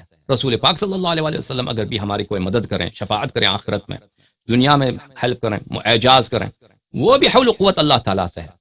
تو استعانت یہاں منظور یہ ہے، یہاں پہ کوئی ایسی جملہ نہیں ہے کہ جس سے آپ حصر کا استفادہ کر سکیں. یہ کتاب ہے عزیزو تفسیر القرآن العظیم مسندا عن الرسول صلی اللہ علیہ وآلہ وسلم والصحابہ والتابعین لابن ابی حاتم الرازی. یہ بہترین تفاسیر ہے جماعت عمریہ کے، چھاپ دار ابن الجوزی. یہ بھی قدماء میں سے ہیں، بخاری مسلم کے ہم دور، بلکہ ان سے ایک نسل متاخر، ایک طبقہ متاخر. یہاں پہ سورہ فاتحہ کی تفسیر میں روایت کرتے ہیں ضحاک سے، ابن عباس سے، وَإِيَّاكَ نَسْتَعِينُ، سے مدد مانگتے ہیں کس بات پر؟ تیری طاعت پر. وَعَلَىٰ أُمُورِنَا كُلِّهَا، اور ہمارے سب امور زندگی پر آپ سے مدد، اللہ سے مدد مانگتے ہیں. تو اس میں بھی ابن عباس کے نزدیک بھی انہوں نے روایت کیا. اور صرف ایک ہی فقرہ ہے، صحابہ و تابعین سے صرف ایک ہی فقرہ روایت کی، اس کے بعد اہدنا کی طرف جاتا ہے. ٹھیک ہے نا؟ اہدنا ہم اللہ تعالیٰ سے مدد مانگتے ہیں. اب صرف اللہ سے مدد مانگتے ہیں، ابن عباس نے بھی اس کا ذکر نہیں کیا. ٹھیک ہے نا؟ یہ کتاب ہے تفسیر السمرقندی المسمى بحر العلوم. یہ بھی متوفا ہے سنہ 315 ہجری قمری. المجلد الاول چھاپ دار الکتب العلمیہ. یہاں پہ صفحہ نمبر 82 میں ملاحظہ فرمائیے، قوله تعالی ایاک نستعین یقول بک نستوثق، آپ سے ہم وثوق مانگتے ہیں. نستعین وثوق. دوسرے نسخے میں ہے بک نستوفق، آپ سے توفیق. اس بات پر علی عبادتک وقضاء الحقوق، تیری عبادت کے لیے اور حقوق بجا لانے کے لیے، کس دوسروں کے حق ہے ان کے بجا لانے کے لیے اللہ سے مدد مانگتے ہیں. تو اس میں بھی ان کے نزدیک کوئی حصر کا نہیں ہے کہ یہ حصر ہے. یہ کتاب ہے تفسیر القرآن العظیم لابی المظفر السمعانی، متوفا ہے یہ سنہ 489 کے، مجلد اول، چھاپ دار الوطن، سنہ 1997 میں، ریاض سعودی عرب میں چھپی ہے. ایاک نعبد و ایاک نستعین. ایاک نستعین کا کیا مطلب ہے؟ نطلب منک المعونہ، ہم اللہ سے مدد مانگتے ہیں، ہم اللہ سے مدد مانگتے ہیں. ٹھیک ہے؟ اللہ سے مدد. اب صرف اللہ سے مدد مانگتے ہیں، کیا انہوں نے یہ تفسیر کیا؟ نہیں، یہ تفسیر نہیں ہے، صرف کا نہیں کیا. اللہ سے مدد مانگتے ہیں کیونکہ جو شخص عربی زبان جاتا ہے اس کے لیے بہت واضح ہے کہ مثلا آپ کہتے ہیں آتیتک الدراہم، آتیتک ایہا اعطیتک، اس کا منحصر نہیں ہے کہ یہ معنی ہو کہ اس میں کوئی حصر، لیکن اردو زبان میں لوگوں کو عربی نہیں سمجھ آتی تو وہ بیچارے وہ سمجھتے ہیں کہ اس کا مطلب یہی ہے کہ صرف اللہ سے مدد مانگتے ہیں. یہ ترجمہ بھی مشہور کرا دیا مترجمین نے کہ صرف اللہ سے مدد مانگتے ہیں، اس کا ترجمہ یہ ہے. ٹھیک ہے نا. اور جب میری بات بہت ہوئی ہے توحید پر، عربی زبان کے جو علماء ہیں، سعودی عرب کے، مصر کے وغیرہ کے جو سلفی، اردن کے بہت سارے علماء سے بات ہوئی ہے، یا مثلا خلیج کے علماء سے، وہ اس آیت سے استدلال نہیں کرتے. وہ دوسرے آیت لے کے ان الذین تدعون من دون اللہ عباد امثال، اس طرح کی آیات سے وہ استدلال کرتے ہیں. اس آیت سے استدلال میں مجھے یاد نہیں پڑتا کہ کسی نے استدلال کی ہو. ایاک نستعین واما قوله ایاک نستعین، اب یہ کہ فرماتے ہیں سمعانی صاحب کہ دیکھیں ایاک نعبد و ایاک نستعین، کہتے ہیں کہ لفظ ایاک کو تکرار کیوں کیا؟ ایاک نعبد و نستعین کہتا ہے نا، ایاک نعبد و نستعین بولتا ہے، تکرار کیوں کیا؟ اس کا جواب دیتے ہیں انما کررہ لانہ لو اقتصر على قوله ایاک نعبد و نستعین ليعلم انه المعبود وانه المستعان. فرماتے ہیں کہ اگر اللہ تعالیٰ یہ فرماتا ایاک نعبد و نستعین، اس سے بھی یہی پتہ چلتا کہ اللہ کی عبادت کرتے ہیں اور اللہ سے ہم مدد مانگتے ہیں، اس کا یہی مطلب ہوتا ہے. وعلى ان العرب قد تتكلم بمثل هذا، اور عرب اس طرح بات کرتے ہیں کہ لفظ ایاک کا وہ تکرار کو ضروری نہیں سمجھتے، لیکن یہ ہے قد يدخل الكلام تجديدا وتفخيما وتعظيما. یہ اس طرح ہوتا ہے کہ ہم لفظ ایاک کو، اس طرح کے موارد کو ہم تکرار کرتے ہیں تفخیم کے لیے، اہمیت بتانے کے لیے، تعظیم کے لیے، اس مورد کی عظمت بیان کرنے کے لیے. ایاک نعبد، تو بڑا عظیم ہے، تیری عبادت کرتے ہیں، تو بڑا عظیم ہے، تجھ سے مدد مانگتے ہیں. تو اس میں جو تکرار ہے وہ کس لیے؟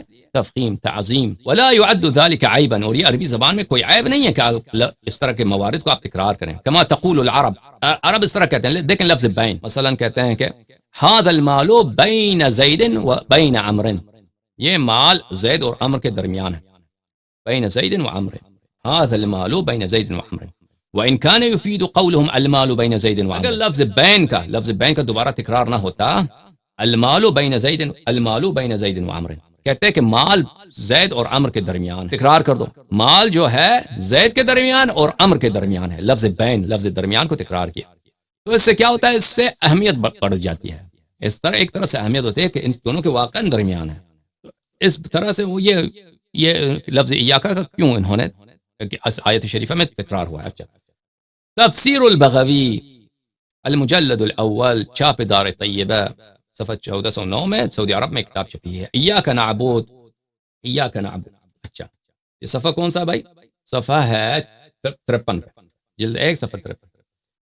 اچھا، نعبد کا کیا مطلب ہے؟ نوحدک، ہم آپ کی توحید کے قائل ہیں، نطیعک خاضعین، اور تیری اطاعت کرتے ہیں، تیرے لیے خضوع کرتے ہیں. یہ ہے عبادت کا معنی. وَإِيَّاكَ نَسْتَعِينُ کا کیا مطلب ہے؟ اس میں کیا کوئی حصر ہے؟ نطلب منك المعونة على عبادتك وعلى جميع امورنا. نستعین کا مطلب ہے کہ ہم تجھ سے مدد مانگتے ہیں، تیری عبادت کے لیے اور تمام امور زندگی کے لیے، تمام امور حیات کے لیے تجھ سے معونہ، مدد، اون، ہیلپ مانگتے ہیں. اس میں کوئی حصر ہے؟ ان کے نزدیک بھی کوئی حصر نہیں. صرف یہ نستعین، ایاک نستعین کا مطلب تجھ سے مدد مانگتے ہیں، تجھ ہی سے مدد مانگتے ہیں. یہ ان کے نزدیک تفسیر نہیں ہے. سمجھ میں آ رہی بات آپ؟ اور یہ میں جو آپ کو دکھا رہا ہوں یہ بہت عظیم مفسرین، یہ بلند پایے کے مفسرین ہیں. یعنی اسلامی کتب میں میرے عزیزوں تحقیق جواب کرتے ہیں، جتنا آپ پیچھے چلے جائیں اتنا ہی آپ کو جو ہے مواد، علمی نکات زیادہ ملیں گے. جتنا پیچھے جائیں گے ویسٹرن سائنسز میں یہ ہے کہ جتنا آپ عصر حاضر کے قریب ہوں گے ان کے تحقیقات بہتر ہوتی ہیں. کتب میں آپ جتنا کتاب جدید ہوگا، محقق جتنا معاصر ہوگا، قریب العہد ہوگا آپ سے، اتنے ان کے کتب اچھے ہوتے ہیں. مثلا آپ بایولوجی کی کوئی کتاب لے لیں، فزکس کا کوئی کتاب لے لیں، جیوگرافی کا کوئی کتاب لے لیں، ٹھیک ہے، کیمسٹری کا کوئی کتاب لے لیں، تو جتنا نیا کتاب ہوگا اتنا ہی اس میں تحقیقات، مطالب بہتر ہوں گے، اور جتنے پرانے پیچھے چلے جائیں گے اس میں تحقیق کم ہوں گے.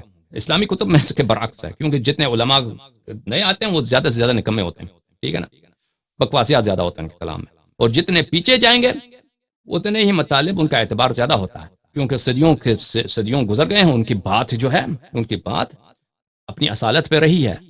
الجامع لاحکام القرآن الجزء الاول، تفسیر القرطبی، تو قرطبی صاحب کی تفسیر جزء اول میں.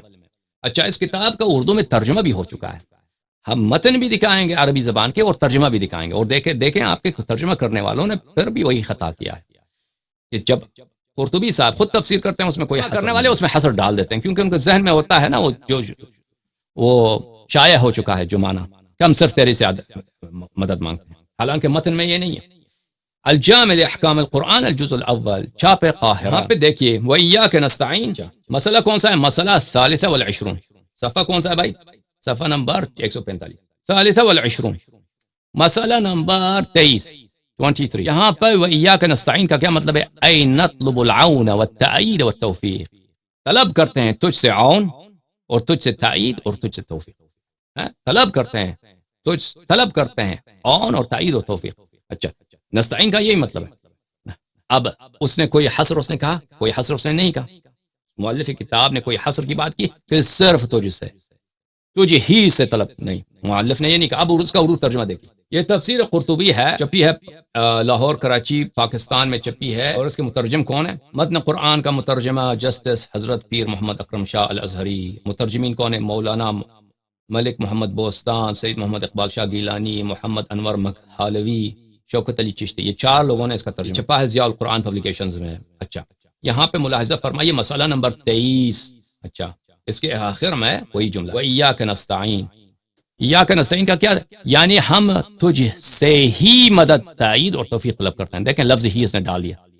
4 مولوی نے ترجمہ کیا. اس کے باوجود یہ لوگ جو ہیں انہوں نے عربی متن سے انہوں نے موافقت نہیں کی، بلکہ اس میں اپنے جیب سے کچھ اضافہ کیا. کیوں؟ آمدن شاید نہیں کیا ہو، کیونکہ ان کے ذہن میں یہی کہ اس آیت کا ترجمہ یہی ہے کہ اس میں حسن عربی اردو زبان میں اتنا شائع ہو چکا ہے اس آیت کا ترجمہ کہ صرف مدد تجھ سے لیتے ہیں. ٹھیک ہے نا، کوئی اور معنی کسی کے ذہن میں نہیں آتا. حالانکہ اس کا آیت کا ترجمہ یہ نہیں ہے، حصر اس میں نہیں ہے. مدد ہم صرف تجھ سے لیتے ہیں. ٹھیک ہے.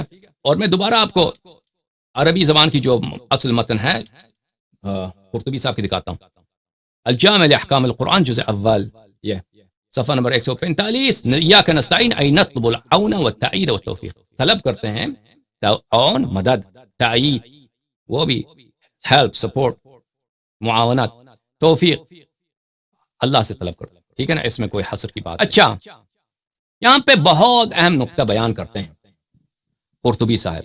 کیا نقطہ بیان کرتے ہیں کہ یہاں پہ جو تقدیم ما حق و تاخیر ہے. دیکھیں، تقدیم مقدم ہوا ہے. کیا چیز مقدم ہوا ہے میرے عزیزوں؟ مقدم کیا ہوا ہے؟ دیکھیں عزیزوں، مقدم یہ ہوا ہے کہ یہاں پر ہے نعبدک ونستعینک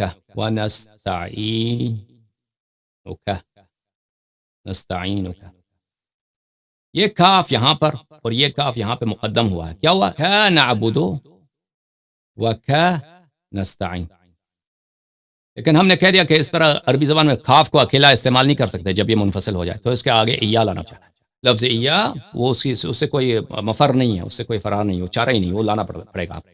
جب اس کو منفصل کر دیں گے تو لانا پڑے گا. یہاں پہ جو چیز جس کو آخر میں ہونا چاہیے تھا، جیسے اردو زبان میں طبیعی ترتیب کیا، میں نے کھانا کھایا، اس کو ترتیب کو بدل دیں آپ، یعنی کھایا ہے میں نے کھانا، تو یہ تو کوئی شاعری کر رہا ہوگا نا، کھایا ہے میں نے کھانا. یہ عام زبان میں تو نہیں بولتے ہیں اس طرح. ایاک نعبد و ایاک نستعین میں یہاں پہ جو مؤخر ہونا چاہیے تو اس کو مقدم کر دیا. اس کی وجہ کیا ہے؟ ہاں، وجہ بتاتے ہیں. اور بہت نقطہ اہم ہے یہاں پہ کہ یہ حصر کے لیے نہیں ہے کہ کوئی کہہ دے کہ ہم حصر کا استفادہ کس سے کریں گے. حصر کا استفادہ کریں گے تقدیم ما حق و تاخیر سے. ضمیر منصوب، ضمیر مفعول جو مؤخر ہونا چاہیے تو اس کو مقدم ہوا ہے، اس لیے ہم حصر کا استفادہ کریں گے. دیکھیے کیا فرماتے ہیں قرطبی صاحب. مسئلہ الرابع والعشرون، 24واں مسئلہ جو ہے، ان قیل لما قدم المفعول على الفعل، مفعول کو فعل پہ کیوں مقدم کیا گیا ہے؟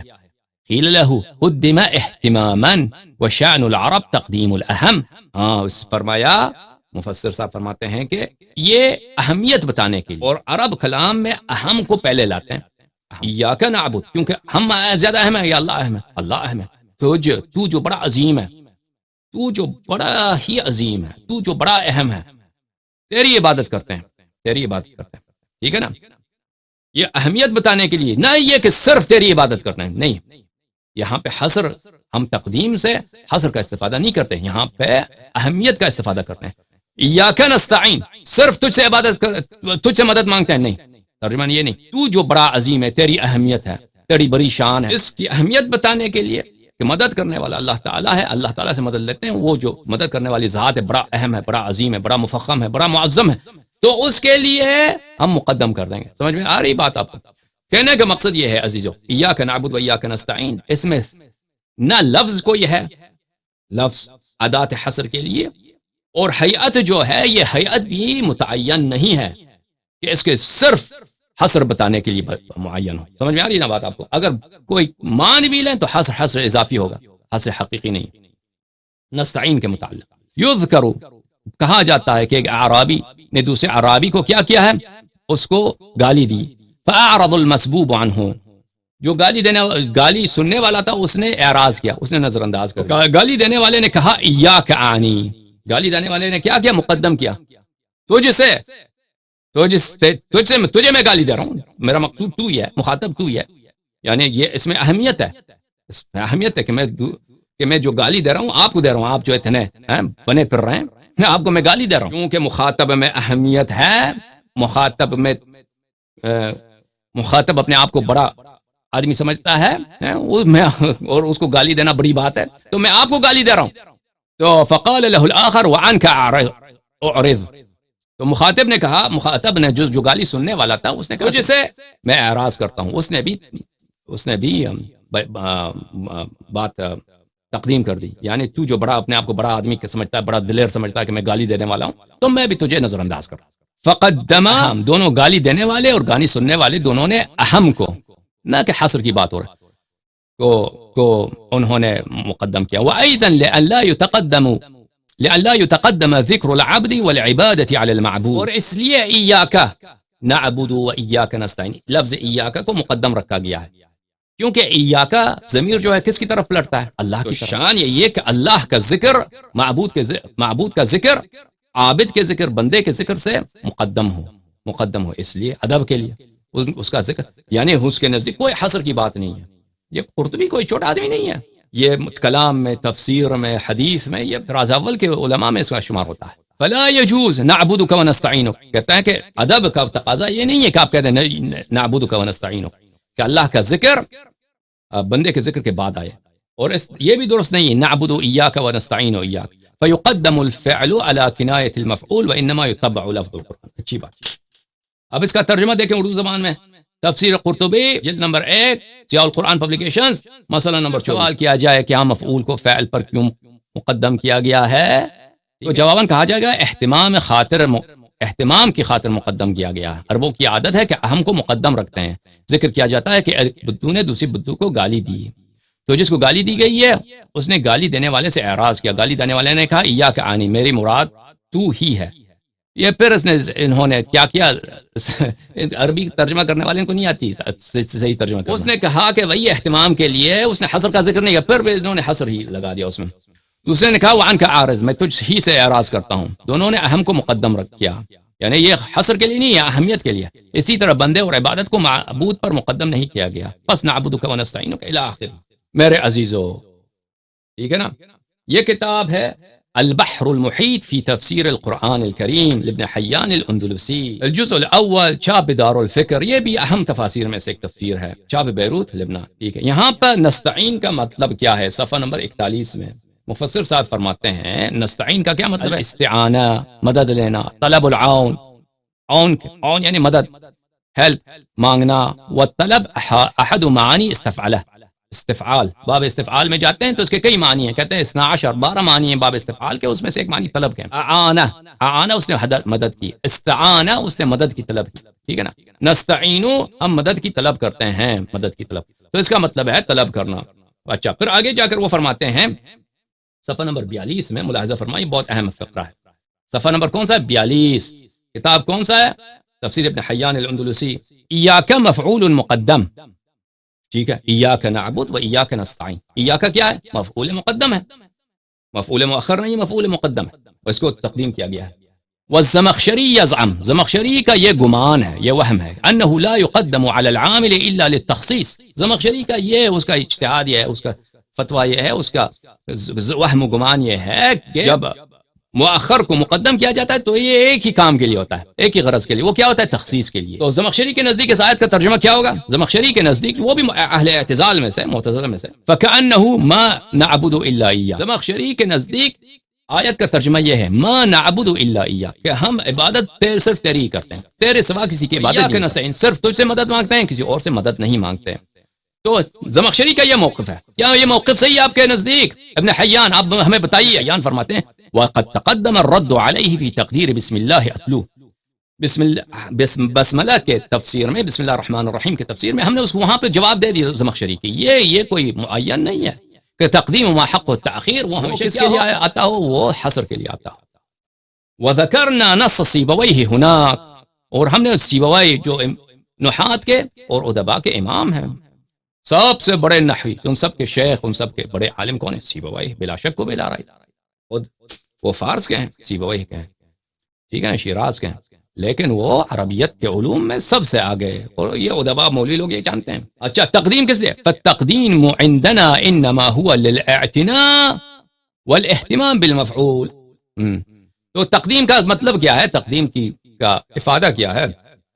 بتائیے معنی کیا ہے تقدیم کا؟ فرماتے ہیں ہمارے نزدیک یہاں پہ ایاک نعبد یہ اختصاص کے لیے نہیں، یہ اعتناء اور اہتمام، یعنی اس کے عظمت بتانے کے لیے، عظمت بتانے کے لیے اس کو مقدم رکھا گیا ہے۔ سمجھ میں آ رہی ہے نا بات؟ عظمت بتانے کے لیے بیان کیا گیا، یہ اختصاص کے لیے نہیں ہے، حصر کے لیے نہیں۔ اچھا، سیبوی نے کیا فرمایا میرے عزیزو؟ ملاحظہ فرمائیں، یہ الکتاب سیبوی کے ہیں، کتاب سیبوی ابی بشر عمرو بن عثمان بن قنبر، متوفی سنہ 180، بلے انحى النحات، جو سب نحویوں کے شیخ ہیں، سب نحویوں کے وہ علامہ ہیں، سب عربیت کے علوم کے، ان کے پائے کا کوئی ادباء میں کوئی اس میں ایسا عالم نہیں ہے۔ سیبوی سب لوگ مولوی لوگ جانتے ہیں اس بات کو۔ جزء اول چھاپ ہے مکتبۃ الخانجی بالقاہرہ، مصر کی یہ چھپی ہوئی کتاب ہے۔ اچھا، صفحہ نمبر 80، هذا باب ما يكون الاسم مبنيا على الفعل، اگر مبنيا سے اس کا یہ اس کے عبارات بھی پڑھنا مشکل ہے، کیونکہ اس کی عربی جو ہے اصطلاحات قائم ہونے سے پہلے انہوں نے یہ کتاب لکھی ہے۔ مبنی علی اسم مبنی علی الفعل، اسم مبنی علی الفعل یعنی اسم کو مقدم کیا جائے، اسم کو آپ فعل سے پہلے ذکر کریں، جیسے ایاک، ایاک اسم ہے بھائی، عربی زبان ضمائر اسماء میں سے، معارف میں سے، ٹھیک ہے۔ او اخرا، یا اس کو مقدم رکھیں یا مؤخر کریں تو وہ کیا ہوتا ہے، اس کا نتیجہ کیا نکلتا ہے؟ اذا بنیت الاسم علیہ، اگر اسم کو آپ جو ہیں فعل کے بعد لے کے آئیں، کہنے ضربت زیدن وہو الحد، اور کہنا بھی یہی چاہیے، یعنی عربی زبان میں یہی جو ہے دستور ہے، یہی عادت ہے کہ مفعول جو ہے فعل کے بعد آتا ہے۔ ضربت زیدن، میں نے زید کو خوب مارا، میں نے زید کو مارا۔ بلے اکلت الطعام، میں نے طعام کھایا، میں نے کھانا کھایا، ٹھیک ہے نا۔ تو ہوا یہ صحیح یہی ہے، لأنک تريد ان تعملہ وتحمل علیہ الاسم، کیونکہ آپ چاہتے ہیں کہ یہ فعل اس پہ عمل کرے، اس کو نصب دے دے۔ اب نصب دینا یہ طالب علم جانتے ہیں، اور اسم کا اس سے ربط ہو فعل سے، کما کان الحد ضرب زید عمرا، جیسے کہ آپ ضرب زید نے عمرو کو مارا، اس میں بھی یہی کہیں گے کہ جو ہے مفعول فعل کے بعد آتا ہے، فاعل کے بعد آتا ہے۔ وَإِن قَدَّمْتَ الْإِسْمَ فَهُوَ عَرَبِيٌّ جَيِّد، اگر کوئی شخص مفعول کو فعل پر مقدم رکھے، مفعول کو زیدن ضربتو، جیسے ایاک نعبد و ایاک نستعین، ہم نے مقدم رکھا ہے۔ اب میرے عزیزوں، میں آپ سے معذرت چاہتا ہوں کہ میں آپ کو یہ اتنے ٹیکنیکل چیزیں بتاتا ہوں، لیکن اس کے سوا چارہ نہیں ہے، اس کے سوا کہ میں آپ کو ٹیکنیکل چیزیں بتاؤں، آیت کی تفسیر کرنا اگر میں صرف ادعا کروں بھائی یہ اس طرح ہے، اس طرح نہیں ہے، اور میں یہ ٹیکنیکل چیزیں اور ٹیکنیکل ٹیکسٹس آپ کو نہ دکھاؤں تو یہ تو آپ کو پتہ ہے، یہ عمری جو مولوی ہیں، سلفی مولوی ہیں، ان کی تو دین ایمان ہے ہی نہیں، وہ کہیں گے شیعہ جھوٹ بول رہا ہے، ٹھیک ہے نا۔ تو یہ کتاب دکھانا، آپ کا وقت لینا، اتنا اپنا وقت لینا، یہ سب آپ کو نکال کے اس کو سب کو استخراج کر کے آپ کو دکھاتے ہیں، اس لیے دکھاتے ہیں کہ یہ ان کا منہ جو ہے کالا ہو جائے، ان کا بک بک بند ہو جائے۔ یہ شرم تو ان کو کبھی نہیں آئے گی نا، شرم تو یہ تو کبھی نہیں آئے گی، یہ شرم ہے ہی نہیں ان کی فطرت میں۔ لیکن یہ بھائی ان کو پتہ چل جائے ان کا جو موقف ہے وہ جہل پہ مبتنی ایک موقف ہے، کہ کہتے ہیں اس آیت کا صرف ترجمہ یہی ہے، ٹھیک ہے نا۔ اچھا، اگر کوئی اسم کو مقدم رکھے فعل پر فعل پر. وہ عربی جید، یہ بھی صحیح عربی ہے. کما کان ذالک عربیا جیدا، جیسے کہ اگر آپ فعل کو مقدم رکھیں مفعول پر، وہ بھی عربی جید ہے، صحیح عربی ہے. وذالک قولک زید ضربتو، ہم نے زیدن ضربتو، زید کو مقدم رکھا ضربتو پر. یہ کس لیے ہوتا ہے؟ یہ کیا اختصاص کے لیے؟ کہ ہم نے مؤخر کو مقدم کر دیا. کہ نستعینک، ہم نے اس کو چینج کر دیا، کہہ دیا ایاک نستعین. تو کیا یہ اختصاص کے لیے ہے، تخصیص کے لیے، حصر قصر کے لیے ہے، منحصر کرنے کے لیے؟ فرماتے ہیں سیبوی اس کا مطلب کیا؟ والاہتمام، اس کا مطلب ہے اہمیت بتانے کے لیے. والعنایہ، عنایہ کس مطلب میں؟ میرے لیے بہت اہم ہے، میری بڑی عنایت ہے، میری بڑی توجہ ہے، اس مطلب سے، اس کے لیے، اس کے بیان. مثلہ، بلکہ یہ کہتے ہیں کہ فی تقدیم و تاخیر سوا، بلکہ یہ کہتے ہیں کہ تقدیم و تاخیر سے اہمیت اور عنایت بھی اس میں فرق نہیں پڑتا.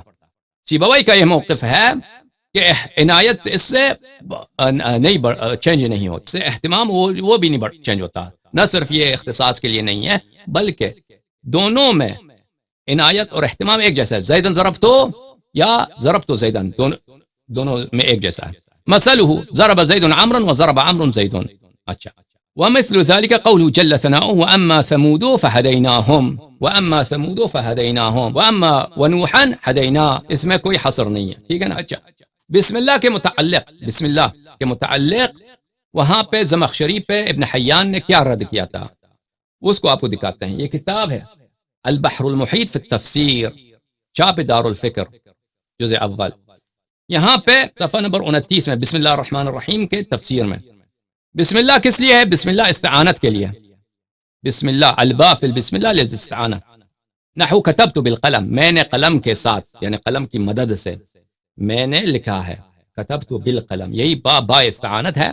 بسم اللہ، اللہ کے اسم سے مدد لے کر میں شروع کرتا ہوں، میں پڑھتا ہوں، میں گانا کرتا ہوں، میں تلاوت کرتا ہوں، جو بھی آپ کام کر رہے ہیں. بسم اللہ الرحمن الرحیم، با جو بسم اللہ ہے، با بسم اللہ، یہ کس لیے کہتے ہیں؟ یہ استعانت کے لیے. اچھا. وقدرہ الزمخشری فعلا غیر بدأت وجعلہ متأخرا، زمخشری کے نزدیک کہتے ہیں کہ آپ اس میں بدأتو نہیں کہہ سکتے. یہاں پہ جو مقدر فعل ہے وہ بدأتو ہے، کہ میں آغاز کرتا ہوں اللہ کے اسم کی مدد سے. یہ وہ کہتے ہیں بدأتو یہاں پہ نہیں ہے، اور ہے مثلا اتلو ہے، میں تلاوت کرتا ہوں، میں اقرا، میں پڑھتا ہوں، اس طرح سے. اور وہ بھی اس کو مؤخر رکھنا پڑے گا، مقدم نہیں رکھنا پڑے گا، کیونکہ اگر آپ نے مقدم رکھا تو اس میں حصر آ جائے گا. اقرأ بسم اللہ الرحمن الرحیم، اللہ کے نام کی مدد سے میں تلاوت کرتا ہوں. زمخشری کہہ گئے آپ نہیں کہہ سکتے، شروع ابتدا نہیں کر سکتے، مقدم نہیں رکھ سکتے. اب اس طرح بسم اللہ اقرأ، بسم اللہ الرحمن الرحیم اقرأ، بسم اللہ الرحمن الرحیم اتلو، یعنی فعل کو مؤخر رکھا جائے گا، مقدم نہیں رکھا جائے گا. مقدم رکھیں گے تو حصر آ جائے گا کہ صرف میں جو پڑھتا ہوں تو صرف اللہ کے، دوسرے کاموں میں اللہ کے نام سے مدد نہیں لیتا، ٹھیک ہے نا. اچھا. زمخشری کیا فرماتے ہیں؟ تقدیرہ بسم اللہ اقرأ واتلو اذ الذی یجی بعد التسمیہ مقروء، کیونکہ تسمیہ کے بعد جو آپ آتا ہے وہ آپ قرآن الحمدللہ رب العالمین الرحمن الرحیم مالک یوم الدین، وہ تلاوت والی چیزیں ہیں، تو اس لیے اقرا یا تلاوت کی جو ہے وہ تقدیر میں رکھنا پڑے گا. والتقدیم علی العامل عنده یوجب الاختصاص وليس كما زعم، والتقدیم علی العامل عنده یوجب الاختصاص. اگر ہم یہ کہتے ہیں کہ اقرأ بسم اللہ، اتلو بسم اللہ، زمخشری کے نزدیک یہ اختصاص پہ دلالت کرتا ہے، لیکن یہ بات غلط ہے، یہ اس کے نزدیک نہیں. پھر وہ سیبوی کے کلام کی طرف اشارہ کرتے ہیں. تو سیبوی کا کلام ایک دفعہ دوسرا پڑھتا ہوں کہ میں نے اس میں ترجمے میں غلطی کی ہے. اس کی وجہ یہ ہے کہ یہاں پہ کاما جو چھاپنے والے نے کاما غلط جگہ پہ لگا، کاما یہاں پہ ہونا چاہیے، کاما یہ ہونا چاہیے. والعنایۃ والاہتمام والعنایہ فی التقدیم والتاخیر سواء مثلہ فی ضرب زید عمرا وضرب عمرا زید. ٹھیک ہے. سیبوی کا وہی کلام ہے میرے عزیزوں کہ ایک کاما کی وجہ سے مطلب بدل گیا، کاما غلط جگہ پہ لگا دیا. میں دوبارہ پڑھاؤں تو پتہ چل گیا. سیبوی کا کلام یہ ہے کہ اگر آپ کہتے ہیں کہ زیدن ضربتو ضم رکھا گیا مفعول کو، تو اس میں اہتمام کس میں ہے؟ عنایت کس میں ہے؟ عنایت و اہتمام تقدیم کی وجہ سے ہے، ٹھیک ہے نا. اس میں برابری نہیں ہے. اس میں کہ اگر آپ کہیں ضربتو زیدن و زیدن ضربتو، یہ دونوں ایک جیسے نہیں ہیں. میں نے زید کو مارا، میں نے زید کو مارا، میں نے زید کو. عربی زبان میں یہ کہیں یہ دونوں ایک جیسے نہیں ہیں. اگر مقدم رکھیں گے تو اس میں اہتمام ہے، اس میں عنایت ہے، اس میں اہمیت بتانے کی والی کی بات ہے، اچھی بات. اچھا میرے عزیزو ملاحظہ فرمائیے، یہ کتاب ہے المثل، کتاب ہے یہ المثل السائر في أدب الكتاب والشاعر، تعلیف ابن الأثیر الموصلی الجزری. لا الہ الا اللہ. ایک منٹ، آپ جو ہے صحیح نہیں آ رہا. اللهم صل على محمد وعلى محمد، سلام الله على الحسين ولعنة الله على يزيد. المثل السائر ابن الأثیر الجزری کے کتاب المثل السائر، الجزء الثانی، تحقیق محمد محی الدین عبد الحمید. یہ محمد ابن محی الدین عبد الحمید بھی بڑے فاضل آدمی گزرے ہیں. یہ الازہر کے استاد میں عربیت کے استاد تھے اور فقہ کے بھی استاد تھے. ان کی وفات ہے سنہ 1954 کی، مجھے لگتا ہے اس طرح 1950 کی دہائی میں ان کی وفات ہے. بہت زبردست عالم گزرے، بہت ساری مشکل کتابوں کا اور اہم کتابوں کو انہوں نے بہت زبردست تھا. اس کتاب میں ادب السائر میں ملاحظہ فرمائیے صفحہ نمبر 38 میں النوع التاسع فی التقدیم والتاخیر، تقدیم و تاخیر میں وہ باب. وہذا باب طویل عریض. تقدیم و تاخیر جو ہے عربیت میں یہ ایک بہت عریض باب، وسیع باب، اور اس میں تقدیم و تاخیر کے بہت سارے معنی ہو سکتے ہیں. یہ نہیں کہ صرف ایک معنی ہے، بہت سارے معنی ہو سکتے ہیں. یشتمل علی اسرار دقیقہ، یہاں پہ بہت دقیق اسرار ہیں. منها ما استخرجته انا ومنها ما وجدته في اقوال العلماء البیان. بہت چیزیں جو ہیں اس میں میری تحقیق ہے، میری تحقیق ہے کہ تقدیم و تاخیر کے یہ معنی ہیں، اور بعض علماء بیان، علماء بلاغت کے ہیں. اچھا وضربان الاول يختص بدلالة الالفاظ على المعانی. کہتے ہیں کہ تقدیم و تاخیر کے دو طرح کے ہیں. ایک یہ ہے کہ اگر آپ مقدم کریں، مؤخر کر دیں، اس کو ترتیب بدل دیں تو الفاظ کے معنی بدل جاتے ہیں، الفاظ کے معنی بدل جاتے ہیں، اس سے میں کام نہیں ہے. اچھا دوسری قسم کیا ہے؟ الوجہ الثانی یختص بنظم الکلام. دوسری جو ہے وہ اس کا مخصوص ہے نظم کلام سے، کلام کی ترتیب سے. کلام معنی نہیں بدلتا، معنی نہیں بدلتا، لیکن اس سے کلام جو ہے معنی میں اختلال پیدا نہیں ہوتا، معنی خراب نہیں ہوتا، لیکن وہ نظم کلام سے ایک معنی خوبصورت بن جاتا ہے. معنی بدلتا نہیں ہے، ایک الفاظ ترتیب بدل دیں گے شعر میں یا کسی مناسبت میں تو اس سے جو ہے کلام خوبصورت بن جاتا ہے. کلام میں جو ہے وہ کیا کہیں، بورڈم، خستگی، اور جو ہے کیا کہیں گے اس کو اردو زبان ایسی کہ اس میں خوبصورتی نہ ہو، حسن نہ ہو، وہ اس سے ختم ہو جاتا ہے ترتیب بدل جانے سے. ٹھیک ہے نا. مثلا ایاک نعبد و ایاک نستعین، کلام جو ہے ایاک نعبد و ایاک نستعین. وقد ذكر الزمخشري في تفسيره أن التقديم في هذا الموضع قصد به الاختصاص. زمخشری صاحب کا فرمائش یہ ہے، زمخشری بہت بڑے ادیب گزرے ہیں، ان کی کتاب ہے تفسیر الکشاف ہے، اس کے علاوہ بہت ساری دوسری کتابیں ہیں، اور علم نسب میں بھی بہت بڑے عالم گزرے ہیں. اچھا زمخشری صاحب نے فرمایا ہے، کیا یہ مجھے لگتا ہے یہ سنہ 5ویں صدی کا عالم گزرے ہیں زمخشری، ابھی جو مجھے یاد پڑتا ہے. اچھا کہ تقدیم کا یہاں حصر کے لیے، اختصاص کے لیے، ولیس کذالک، یہاں پہ حصر کے لیے نہیں ہے. ایاک نعبد و ایاک نستعین میں تقدیم حصر کے لیے نہیں ہے. اچھا اگر یہاں پہ تقدیم حصر کے لیے نہیں ہے تو حصر کے اس میں حصر کے کوئی اور بھی لفظ بھی تو نہیں ہے نا. اس میں حصر یا اختصاص کے صرف لفظ تو کوئی نہیں ہے، لفظ صرف ہیئت ترتیب ہو سکتی ہے، وہ ترتیب بھی نہیں ہے. کون فرماتے ہیں؟ جزری صاحب فرماتے ہیں فإنه لم يقدم المفعول فيه على الفعل الاختصاص. تصریح یہاں پر ایاکا کو نستعین پہ مقدم رکھا گیا ہے، ایاکا کو نعبدو پر مقدم رکھا گیا، لیکن اس کی وجہ اختصاص نہیں ہے. اس کی وجہ کیا ہے؟ جزری صاحب فرماتے ہیں اس کی وجہ خوبصورتی ہے، حسن ہے. اگر اللہ تعالیٰ فرماتے ہیں الحمدللہ رب العالمین الرحمن الرحیم مالک یوم الدین نعبدک و نستعینک، اس میں وہ حلاوت، وہ خوبصورتی، وہ کشش، وہ جاذبہ کلام میں نہیں ہوتا. لیکن اہدنا الصراط المستقیم، بلے ایاک بلے مالک یوم الدین ایاک نعبد و ایاک نستعین اہدنا الصراط المستقیم، جب یہ مقدم رکھا گیا ایاک کو تو اس میں جو دلکشی آ گئی کلام میں، جو خوبصورتی آ گئی کلام میں، اس کی وجہ یہ ہے. وانما قدم لمکان نظم الکلام، مفعول کو فاعل پہ مقدم رکھا گیا ہے کہ کلام کے نظم میں دلکشی آ جائے. لأنه لو قال، اگر اللہ اس طرح فرماتا نعبدک ونستعینک لم يكن له من الحسن ما لقوله اياك ونعبد واياك نستعين. اگر کہتا نعبدک ونستعینک تو اس میں حسن نہیں رہتا، دلکشی نہیں رہتا، کلام میں زیبائی نہیں رہتا. مثلا ایک شاعر بولتا ہے نا، شعراء اکثر کلام میں شعر آواز چینج کرتے ہیں ترتیب کلام. میں نے کھانا کھایا، کھانا میں نے کھایا، کھایا میں نے، مثلا اس طرح آپ اردو شعر میں دیکھیں تو الفاظ وہ ترتیب بدلتے ہیں کیونکہ وہ اس سے خوبصورتی آ جاتی ہے شعر میں.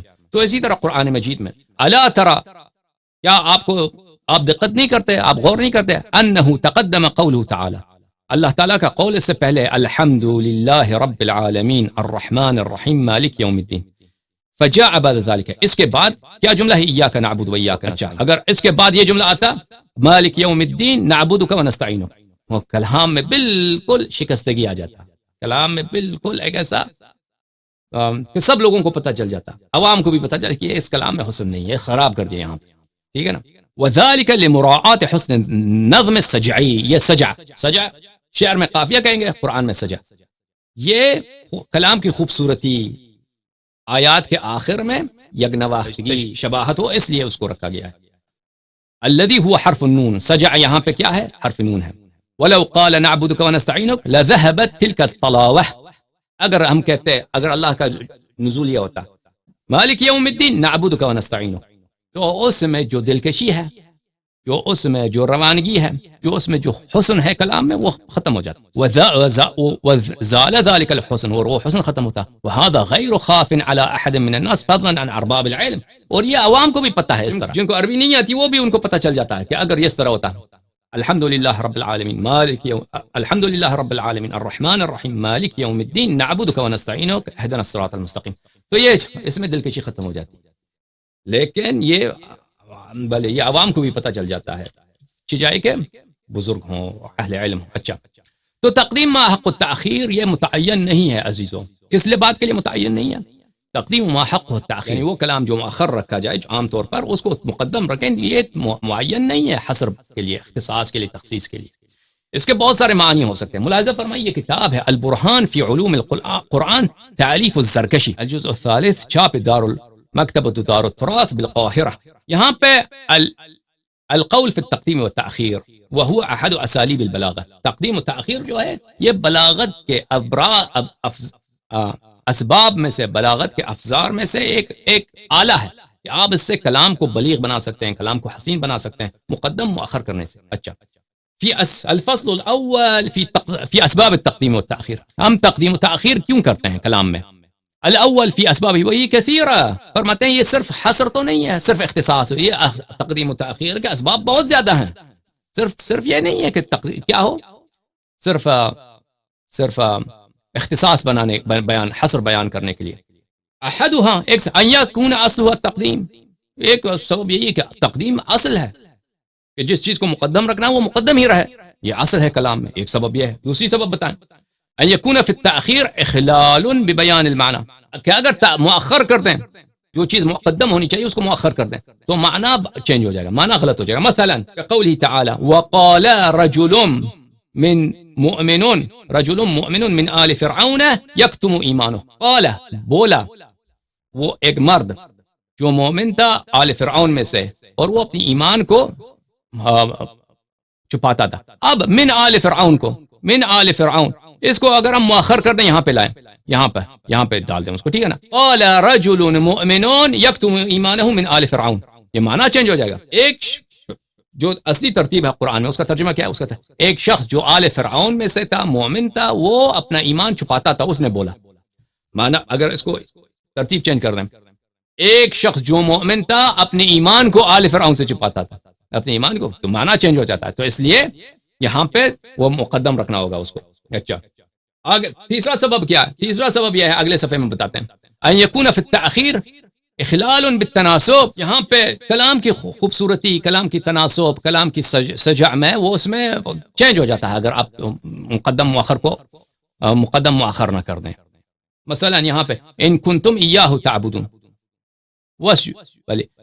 ان کنتم ایاہ تعبدون، ان کنتم تعبدون ایاہ اگر کہہ دیں تو اس میں سجع خراب ہو جائے گا، خراب ہو جائے گا. اس طرح اور بہت سارے مثالیں دیتے ہیں.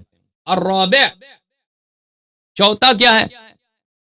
لعظمه والاہتمام بہ، تقدیم تاخیر اس لیے کرتے ہیں کہ ایک چیز زیادہ اہم ہے، مقدم رکھیں گے اہم کو. ایاک، آپ نے دیکھا بہت سارے مفسرین کا یہی قول ہے کہ ایاک کو ایاک نعبد و ایاک نستعین، کیونکہ اللہ اہم ہے، اس کی اہمیت معبود کا ذکر عبد سے پہلے ہو، اس لیے ان کو مقدم رکھا گیا، عظمت بیان کرنے کے لیے، حصر کے لیے نہیں ہے. الخامس ان يكون الخاطر ملتفتا الیہ والہمۃ معقودۃ قول وجعلوا للہ شرکاء، توجہ اسی بات پہ ہو جس کو مقدم رکھا جاتا ہے. وجعلوا للہ شرکاء، وجعلوا شرکاء للہ، وجعلوا شرکاء للہ، لیکن کیونکہ ہماری توجہ اس بات پہ ہے کہ اللہ کے لیے شریک، اللہ کے لیے شریک، نہ کسی دکاندار کے لیے شریک، اللہ کے لیے شریک، کیونکہ توجہ اللہ کی ذات پر ہے کہ اس کی کوئی شریک ہو ہی نہیں سکتی. تو اس لیے جو ہے جعلوا للہ، یہ کہہ بھی اس طرح بھی کہہ سکتے تھے وجعلوا شرکاء للہ، لیکن کہہ دیا کہ للہ. اس کی تقدیم میں کیا ہے کہ توجہ ذہن کا اس کی طرف ہے، ٹھیک ہے نا، توجہ ذہن کا اس کی طرف ہے کہ اتنی گناہونی جرم کہ اللہ کے لیے شریک ہے، اللہ کے لیے کوئی شریک ہو ہی نہیں سکتا، آپ نے شریک بنا دیا. السادس ان يكون التقدیم لإرادة التبکیت والتعجیب من حال المذکور. تقدیم اس لیے تعجب کے لیے، تعجب کے لیے کہ بہت ہی حیران کن والی بات ہے، اس لیے اس کو اظہار کرنے کے لیے مقدم رکھیں گے. مثلا کیا ہے وجعلوا للہ شرکاء الجن، یعنی اتنا حماقت ہے، اتنا تعجب، اتنی بے وقوفی کہ اللہ کے لیے جن کی شرکا، جن کو شریک بنا دیا اللہ کے لیے، جن کو بھی اللہ مان لیا ان لوگوں نے، اللہ کو مقدم رکھا، شرکاء الجن کو پیچھے رکھ دیا، تاکہ یہ بتانا تعجب بیان کرنے کے لیے. اگر اس طرح کہتے ہیں وجعلوا شرکاء الجن للہ وجعلوا الجن شرکاء اللہ، یہ بھی کہہ سکتا تھا، لیکن اس کو مقدم مؤخر کر دیا یہ بیان کرنے کے لیے. وجاء من اقصى المدینہ رجل یسعى، وجاء رجل من اقصى المدینہ، یہ بھی کہہ سکتا تھا. وجاء، اس کا ترجمہ کیا ہے عزیزوں؟ سورہ یاسین میں ہے نا، وجاء من اقصى المدینہ، بہت دور شہر سے ایک شخص آیا دوڑتا ہوا، ایک شخص آیا دوڑتا، وجاء من اقصى المدینہ رجل یسعى، بہت دور شہر سے، دور شہر سے. تو اس لیے کہ توجہ کس پر ہے، تعجب ہے اس بات پر کہ بہت دور شہر سے، اتنی دور، اتنے فاصلے سے دوڑتا ہوا آ رہا ہے وہ، ٹھیک ہے نا. اگر یہ کہتا ہے وجاء رجل یسعى من اقصى المدینہ، تو اس میں وہ ظرافت نہیں ہوتی تعجب بیان کرنے کے لیے. ہم یہ باتیں کہہ رہے ہیں، آپ کو پتہ نہیں سمجھ بھی آ رہی نہیں، لیکن یہ نکات ہیں جو صرف دقت کرنے سے، غور کرنے سے پتہ چلتا ہے. اچھا، سابع کیا ہے؟ الاختصاص. سابع کیا ہے؟ اختصاص، اختصاص کے لیے، مخصوص کے لیے. ایاک نعبد، کوئی کہہ سکتا ہے کہ ایاک نعبد اس میں اختصاص کے لیے تقدیم ہے، ٹھیک ہے، لیکن نستعین کوئی ضروری نہیں ہے کہ نستعین میں بھی ہے ایاک جو ہے وہ اختصاص کے لیے ہو، بلکہ علم معانی میں یہی ہے، بلکہ علم بدیع میں کہ ایک جملے میں آپ ایک لفظ کو دو مرتبہ استعمال کریں، دو مختلف معنوں، ایک لفظ کو ایک جملے میں دو مرتبہ استعمال کریں دو مختلف معنوں میں، اس سے کلام کا حسن اور بڑھتا ہے. یہ علم بدیع کے ٹیکنیکس میں سے ہیں. اچھا، تو ایاک نعبد کو اگر ہم مان بھی لیں کہ یہ مقدم ہوا ہے اختصاص کے لیے، تو اس کے ضروری نہیں ہے کہ ایاک نستعین بھی اسی اختصاص کے لیے. یہ مقدم رکھتے ہیں مفعول کو، خبر کو، ظرف کو، جار مجرور کو، ونحو علی الفعل كقوله تعالی ایاک نعبد. ان کے نزدیک ایاک نعبد کیا ہے؟ اختصاص کے لیے، لیکن ایاک نستعین کے متعلق کوئی نہیں فرماتے. ای نخصک بالعبادہ فلا نعبد غیرک، ایاک نعبد چلیں اختصاص کے لیے، ایاک نستعین کے متعلق کیا؟ ان کا یہ قول نہیں ہے، انہوں نے اس کا ذکر نہیں فرمایا. تنبیہ والذی علیہ تقدیم المعمول یفید الاختصاص والذی محقق البیانین ان ذلك غالب لا لازم. کہتے ہیں کہ آپ کے ذہن میں یہ نہ آ جائے کہ تقدیم ما حق التأخیر یہ ہمیشہ اختصاص کے لیے آتا ہے، نہیں، یہ اکثر یہی ہوتا ہے کہ تقدیم ما حق التأخیر کس کے لیے ہوتا ہے؟ اختصاص بیان کرنے کے لیے، لیکن یہ ہمیشہ نہیں ہوتا، لازم نہیں ہے. اچھا، میں کتاب مطول بھی آپ کو دکھاؤں. یہ کتاب ہے المطول تلخیص المفتاح کی شرح. المطول تلخیص المفتاح، مفتاح کس کی کتاب ہے؟ مفتاح کتاب ہے جناب مفتاح العلوم السکاکی. تلخیص المفتاح کس کی کتاب ہے؟ خطیب القزوینی. اس کی بہت سارے شروع ہیں، اتنے زیادہ شروع لکھے ہیں علماء نے، اس میں سے ایک شرح یہی ہے تفتازانی صاحب کی کتاب المطول. یہ کتاب ہے المطول للتفتازانی وبحامشہ حاشیۃ میر سید شریف الجرجانی. یہ قم کی چھپی ہوئی کتاب ہے، لیکن یہ اصل چھاپ ہے مصر کی، انہوں نے آف سیٹ کیا ہے، آف سیٹ کیا ہے، دوبارہ اس کو چھاپا ہے، کاپی کیا ہے قم میں. اچھا، یہاں پہ صفحہ نمبر 200 میں ملاحظہ فرمائیں، صفحہ نمبر 200 میں والتخصیص لازم التقدیم غالبا، تقدیم سے تخصیص اغلب لازم آتا ہے، لیکن ضروری نہیں ہے کہ ہر جگہ تقدیم سے تخصیص لازم آتا، یہ ضروری نہیں ہے ہر جگہ یہی. اچھا، ای ومثل قولک زیدن عرفتو، نہیں معاف کیے یہاں أي يعني أن التخصيص لا ينفك في غالب الأمر عن تقديم ما حقه التأخير، يعني أنه لازم للتقديم لزوما جزئيا أكثريا، كما يقال تحرك الفك الأسفل لازم للمص غالبا، أي بخلاف التمساح. کہتے ہیں یہ اکثر اس طرح ہوتا ہے کہ اگر تقدیم ما حق و تاخیر ہو تو اس سے اکثر کیا لازم آتا ہے؟ اختصاص، لیکن ہمیشہ نہیں ہے. مثلا ہم کہتے ہیں کہ اگر نچلا والا فک جا، اردو میں زبان میں کیا بولتے ہیں اس کو؟ جبڑا. نیچے جبڑا جو ہے اس کی حرکت کرے، یہ کہ کانا کانے مزغ کرنے کے چبانے کا علامت ہوتی ہے. اوپر والا جو جبڑا ہے وہ یہ حرکت نہیں کرتا، نیچے والا جبڑا حرکت کرتا نا. لیکن یہ تمساح میں اس کے بالعکس ہے، تمساح میں بالکل اس کے بالعکس ہے، کروکوڈائل میں اس کے بالعکس ہے. کانا چپاتا ہے تو اوپر والا حرکت کرتا ہے. یہ اس کی مثال ہے بھائی.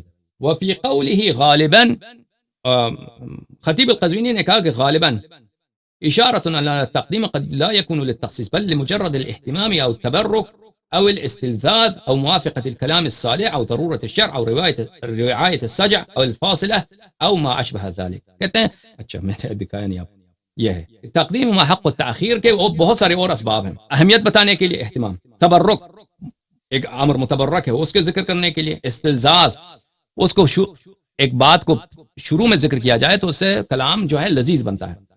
موافقت کلام السامع، مخاطب کا کلام بھی اسی طرح تھا، اس کی وجہ سے ہم نے مقدم رکھا ہے کسی چیز کو. ضرورت شعر ہے، رعایت السجع ہے، قرآن میں سجع کی رعایت کے لیے، او الفاصلہ او ما اشبہ ذلک، اور کلام میں فاصلے کی وجہ سے، اور اس طرح بہت سارے اسباب ہو سکتے ہیں. ٹھیک ہے نا. اچھا، جماعت ہندوستان میں جو ہمارے اہل قبلہ مسلمان رہتے ہیں، جو اپنے آپ کو سنی کہتے ہیں، اہل سنت کہتے ہیں، اور وہ بہت ادب کے ساتھ، احترام کے ساتھ، وہ ہمارے بھائی ہیں، ہمارے بہنیں ہیں، ہم ان سے پیار کرتے ہیں، احترام کرتے ہیں، ان سے محبت کرتے ہیں، اور انشاءاللہ تبارک و تعالی ہم اللہ تعالیٰ کے سامنے یہ فخر حاصل کرنا چاہتے ہیں کہ ان کو حق کی طرف دعوت، جو باطل راستے پہ جہنم کی طرف وہ جا رہے ہیں، باطل راستے پہ جا رہے ہیں، اس سے ان کو جو صرف اور صرف نجات، جیسے رسول اللہ صلی اللہ علیہ وسلم نے فرمایا کہ میرے امت کے 73 فرقے بنیں گے، میں سے 72 جہنم میں سوائے ایک فرقے کے، تو ہم ان کو حق کی دعوت دیتے ہیں پیار کی وجہ سے، محبت کی وجہ سے.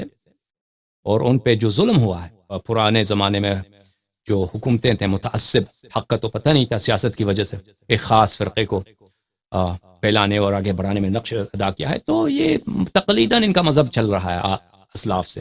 اور پیار اور محبت کی وجہ سے ہم کہتے ہیں کہ آپ صحیح اہل سنت بنیں. صحیح اہل سنت کیا ہے؟ من کنت مولا فہذا علی علیہ السلام مولا. یہ جو ہمارے پیارے بھائی ہیں اور بہنیں ہیں ہندوستان پاکستان میں، حناف، یہ لوگ اکثر ماتوریدی ہیں، بلکہ اغلب ماتوریدی ہیں. یہ کتاب ہے عزیزو تفسیر تعویلات اہل سنت تفسیر الماتوریدی. یہ کتاب جناب ابو الحسن ماتوریدی کی تفسیر ہے، ابو منصور ماتوریدی، جو ان کے فرقے کا پیشوا ہے، ان کے امام ہیں. جزء اول، چھاپ دار الکتب العلمیہ. یہاں پہ صفحہ نمبر 363 میں سورہ فاتحہ کی تفسیر ہے، ایاک نستعین کی تفسیر ہے. کیا فرماتے ہیں؟ فذلک طلب المعونہ علی اللہ. ایاک نستعین کا کیا مطلب ہے؟ ایاک نستعین کا مطلب ہے طلب المعونہ من اللہ، اللہ تعالیٰ سے مدد کی طلب ہے، علی قضاء جمیع حوائجہ فی دینا و دنیا، دینی اور دنیاوی جتنے حوائج ہیں، ضروریات ہیں، ان کو پورا کرنے کے لیے اللہ تعالیٰ سے مدد طلب کرنا ہے. ایاک نستعین کا یہ مطلب. کوئی حصر ہے اس نے؟ یہ پاگل تھا، بے وقوف تھا. حصر اگر اس کا جملے کا جزء ہوتا اس نے کیوں ترجمہ نہیں کیا؟ یہ تو آپ کے امام کا جملہ ہے، یہ تو آپ کے امام کا جملہ ہے. یہ کتاب احکام القرآن للجصاص الجزء الاول، چھاپ دار احیاء التراث العربی، چھپا ہے دار احیاء التراث میں. یہ کتاب یہاں میں ملاحظہ فرمائی صفحہ نمبر 27 میں کہتا ہے کہ الاعتراف بالعبادت له وافراده لها دون غیرہ بقوله ایاک نعبد. ایاک نعبد کا کیا مطلب ہے؟ کہ ہم اعتراف کرتے ہیں، اللہ کی عبادت کرتے ہیں، اور اللہ ہی کی عبادت کرتے ہیں، کسی دوسرے کی عبادت نہیں کرتے. چلے، ایاک نعبد. اب وہ نہیں فرماتے کہ آپ نے یہاں پہ افراد کا کہاں سے، اس آیت کی یہ مدلول ہے تقدیم محق و تاخیر، اس سے آپ نے اختصاص استفادہ کیا ہے، یا خارج سے آپ جانتے ہیں اس نے ذکر کیا؟ ظاہراً خارج سے جانتے ہیں نا کہ عبادت صرف اللہ کی ہوتی ہے. ثم الاستعانہ.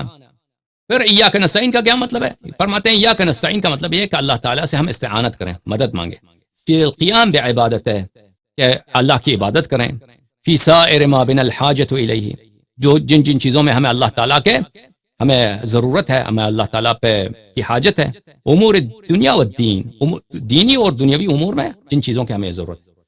ایاک نستعین میں انہوں نے کسی بھی حصر کا اور افراد کا تخصیص کا کہ یہ مخصوص اللہ کے لیے ذکر نہیں فرمایا. ٹھیک ہے عزیزو. اب کوئی ذکر بھی کرے نا کہ یہاں پہ حصر ہے تو اس کا ہمیں یہی جواب دیں گے کہ حصر اضافی ہو سکتا ہے. نستعین میں حصر اضافی ہو سکتا ہے. ملاحظہ فرمائیے عزیزو. یہ کتاب تفسیر الطبری جلد نمبر 1 تحقیق احمد محمد شاکر ناشر مکتبہ ابن تیمیہ مصر میں. القول فی تعویلہ فی قولہ تعالی ایاک نعبد. ایاک نعبد کی تفسیر کیا ہے ہمیں بتائیے. فرماتے ہیں ابو جعفر ابن جریر طبری کہتے ہیں کہ تفسیر جو ہے ایاک نعبد کا یہ ہے اللہم لک اللہم نخشع. نعبدو عبادت کا کیا مطلب ہے؟ عبادت کا مطلب ہے اللہ تیرے لیے ہم خشوع کرتے ہیں، ہم تیرے سامنے ذلیل ہیں، نستکین تیرے سامنے ہم مسکین حاجت مند ہیں، بیچارے ہیں ہم تیرے سامنے. یہ ہے نعبدو کا مطلب. اقرارا لک یا ربنا بالربوبیہ لا لغیرک. ہم اقرار کرتے ہیں تیرے لیے ربوبیت کی، کسی غیر کی ربوبیت کے اقرار نہیں کرتے، کسی غیر کے لیے اقرار نہیں کرتے. ٹھیک ہے نا. تو نعبدوں میں انہوں نے کسی حصر کا ذکر نہیں کیا، لیکن یہ فرمایا کہ مثلا عبادت کا ایمان مطلب ہے کہ صرف اللہ کی عبادت کرتے ہیں، کسی دوسرے کی عبادت نہیں کرتے. کوئی تصریح نہیں ہے کہ یہاں پہ استثناء جو ہے آیت کے حیات سے پتہ چل جاتا ہے، معاف کیجیے حصر آیت کے حیات سے پتہ چل جاتا ہے. لیکن ہو سکتا ہے ان کے دل میں ہو یہ بات، ہمیں نہیں معلوم اس کے دل میں کیا ہے. پھر وہ کہتے ہیں ایاک نعبد. ابن عباس سے روایت کرتے ہیں کہ عبداللہ ابن عباس کی روایت ہے کہ جبرائیل رسول پاک صلی اللہ علیہ وآلہ وسلم کے پاس آئے، فرمایا قل یا رسول اللہ صلی اللہ علیہ وآلہ ایاک نعبد. ایاک نعبد کا مطلب ہے ایاک نوحد، ہم تجھے ایک مانتے ہیں، ونخاف ونرجو، اور تیری خوف کرتے ہیں اور تیری امید رکھتے ہیں، یا ربنا لا غیرک، کہ ہمارے رب ہے تیرے سوا کسی دوسرے کی ہم خوف نہیں رکھتے. اچھی یہ روایت جو ہمارے لیے حجت نہیں ہے، لیکن معنی اس کی صحیح ہے. عبادت مخصوص ہے اللہ تعالیٰ کے لیے، مخصوص ہے اللہ تعالیٰ کے لیے. لیکن جیسے میں نے کہا کہ اگر یہاں پہ کوئی حصر کا کوئی نہ کوئی لفظ ہے اور حیات آیت سے بھی کوئی متعین نہیں ہے کہ اس سے ایاک نعبد سے یہاں پہ حصر اختصاص ہو، لیکن ہم خارج سے جانتے ہیں کہ وحدانیت صرف اللہ کے لیے ہے، نہ کہ اس آیت کی متن سے. اگر اس آیت کی متن سے ہم یہ بھی کہتے ہیں ایاک نعبد سے یہاں پہ حصر ہے تو ٹھیک ہے، جس کا ضروری نہیں ہے کہ ایاک نستعین میں بھی اسی کا تکرار. جیسے میں نے کہا علم بدیع میں اس کے اسالیب تحسین کلام میں سے یہی ہے کہ ایک جملے کو، ایک لفظ کو آپ ایک جملے میں 2 مرتبہ تکرار کریں اور ہر مرتبہ دوسرے معنوں میں اس کا استعمال کریں، جیسے خود ابن جریر طبری فرماتے ہیں. ملاحظہ فرمائیں اگلے صفحے میں صفحہ نمبر 461 میں القول فی تعویلہ قولہ تعالی وایاک نستعین. ایاک نستعین کا کیا مطلب ہے؟ معنی قولہ وإياك ربنا نستعين على عبادتنا إياك وطاعتنا لك في أمورنا كلها لا أحد سواك. نستعين کا مطلب یہ ہے إياك نستعين کہ ہم عبادت کے معاملات میں اور تمام امور زندگی میں، عبادت اور طاعت تمام امور زندگی میں تجھ سے مدد مانگتے ہیں اور تیرے سوا کسی اور سے مدد نہیں مانگتے ہیں. لا أحد سواك إذ كان من يكفر بك يستعين في أموره معبوده الذي يعبده من الاوثان دونك ونحن نستعين بك في جميع امورنا مخلصين لك العبادة. کیونکہ جو کافر لوگ ہیں وہ دوسرے خداؤں سے، باطل خداؤں سے مدد طلب کرتے ہیں اور اللہ سے مدد طلب نہیں کرتے، لیکن ہم اللہ سے مدد طلب کرتے ہیں. تو پتہ یہ چلا کہ اگر اس نے حصر کا ذکر بھی کیا ہے، ابن جریر الطبری نے ذکر کیا ہے یہاں پہ آیت ایاک نستعین کے ذیل میں، تو حصر اضافی ہے نہ حصر حقیقی، کہ ہم اے اللہ تجھ سے مدد مانگتے ہیں، تیرے سوا کسی اور سے مدد نہیں مانگتے. اور سوا کون ہے وہ؟ اور سوا مدد جن سے مدد نہیں مانگتے ہیں وہ خدائیں ہیں، وہ باطل خدائیں ہیں جو حقیقت میں اللہ نہیں ہے، خدا نہیں ہے، وہ کچھ بھی نہیں ہے. جو کافر لوگ جن کی عبادت کرتے ہیں ستاروں کی یا جن کی یا ملائکہ کی یا بتوں کی، ہم ان سے مدد نہیں مانگتے. تو اس کے نزدیک بھی اگر حصر ہے تو یہ حصر اضافی ہے، سمجھ میں آیا؟ نہ کہ حصر کلی ہو کہ اللہ کے سوا کسی اور سے مدد ہی نہیں لینا، چاہے وہ نبی کریم صلی اللہ علیہ وسلم ہو، چاہے وہ امیر المؤمنین علیہ السلام، چاہے وہ قرآن مجید ہو، کہ اللہ اس کا مطلب اس کے نزدیک بھی یہ نہیں ہے. اس کے نزدیک بھی یہ حصر کون سا حصر ہے؟ حصر اضافی ہے. ملاحظہ فرمائیے یہ کتاب ہے ابن عرب شاہ کی، اور یہ تلخیص المفتاح خطیب قزوینی کی جو کتاب ہے اس کی شرح ہے الاطول فی شرح تلخیص مفتاح العلوم علامہ ابراہیم ابن محمد ابن عرب شاہ. بہت مشہور معروف کتاب ہے عربیت کی. اچھا یہ کتاب چھپی ہے دار الکتب العلمیہ میں، یہ جزء اول ہے اس کتاب کی، ہے سنہ 2001 میں اطول میں. ملاحظہ فرمائیے اطول میں صفحہ نمبر 534 میں حصر جو ہے وہ حقیقی وغیر حقیقی ای مجازی. حصر ہمیشہ تو یہ تو نہیں ہے. وما محمد الا رسول صلی اللہ علیہ وآلہ وسلم، نبی کریم صلی اللہ علیہ وسلم صرف رسول ہیں، ان کی اور کوئی صفت نہیں ہے رسالت کے علاوہ. بہت سارے صفات ہیں بھائی، بہت سارے صفات ہیں، بہت سارے صفات ہیں رسالت کے علاوہ، بہت سارے صفات ہیں. خاتم الانبیاء بھی ہیں، یہ رسالت کے علاوہ ہے. جیسے میں نے عرض کیا، عربی ہیں، قرشی ہیں، مکی ہیں، مدنی ہیں، شفیع روز جزا ہیں صلی اللہ علیہ وآلہ وسلم، حضرت عبداللہ علیہ السلام کے فرزند ہیں، اور آپ گنتے جائیے جتنے صفات ہیں.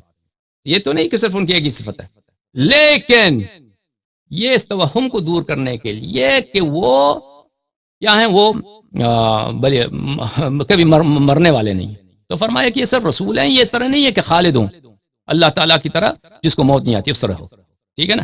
تو یہ حصر جو ہے کہ حصر غیر حقیقی، حصر غیر حقیقی. اگر مان بھی لینا ہم تنازلنا وسلمنا کہ ایاک نستعین، اس میں حصر ہے. جیسے ابن جریر طبری نے خود نے نص کیا ہے کہ یہاں پہ کیا ہے، اس کا مطلب یہ نہیں ہے کہ ہم کسی اور سے مدد نہیں لیں گے، اللہ کے علاوہ کسی اور سے مدد نہیں لیں گے. ہم اللہ کے علاوہ باطل خداؤں سے مدد نہیں لیں گے، ہم اللہ کے علاوہ بتوں سے مدد نہیں لیں گے جو کافروں کے خدا ہیں. ٹھیک ہے نا. جیسے ابن عرب شاہ نے کہا کہ حصر جو ہے، حصر کہ حقیقی ہے، غیر حقیقی ہے، حصر حقیقی ہے، حصر مجازی ہے، حصر ادعائی ہے.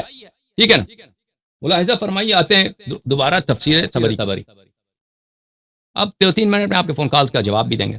جو لوگ کال کرنا چاہتے ہیں بلا آپ محبت کیجئے، کوشش کیجئے کہ فون لنک پہ جو لنک دیا ہے یا فون نمبر پہ کال کیجئے، واٹس ایپ پہ کم کال کیجئے. ٹھیک ہے عزیزو.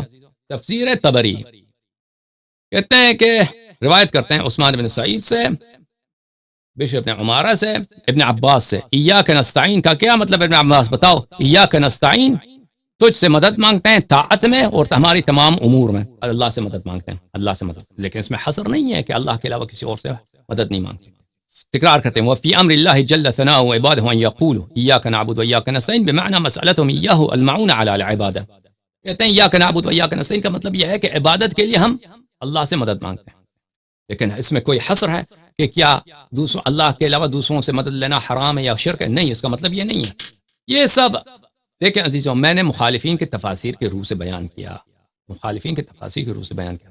اہل بیت طاہرین علیہم الصلاۃ والسلام کے مذہب میں اہل بیت علیہم السلام زندہ ہیں، بلکہ مخالفین کے مذہب میں بھی وہ زندہ ہیں. انبیاء علیہم السلام زندہ ہیں اور ان سے مدد لینا سب مسلمین کا اس میں اجماع ہے، سوائے ابن تیمیہ اور سلفی حضرات کے.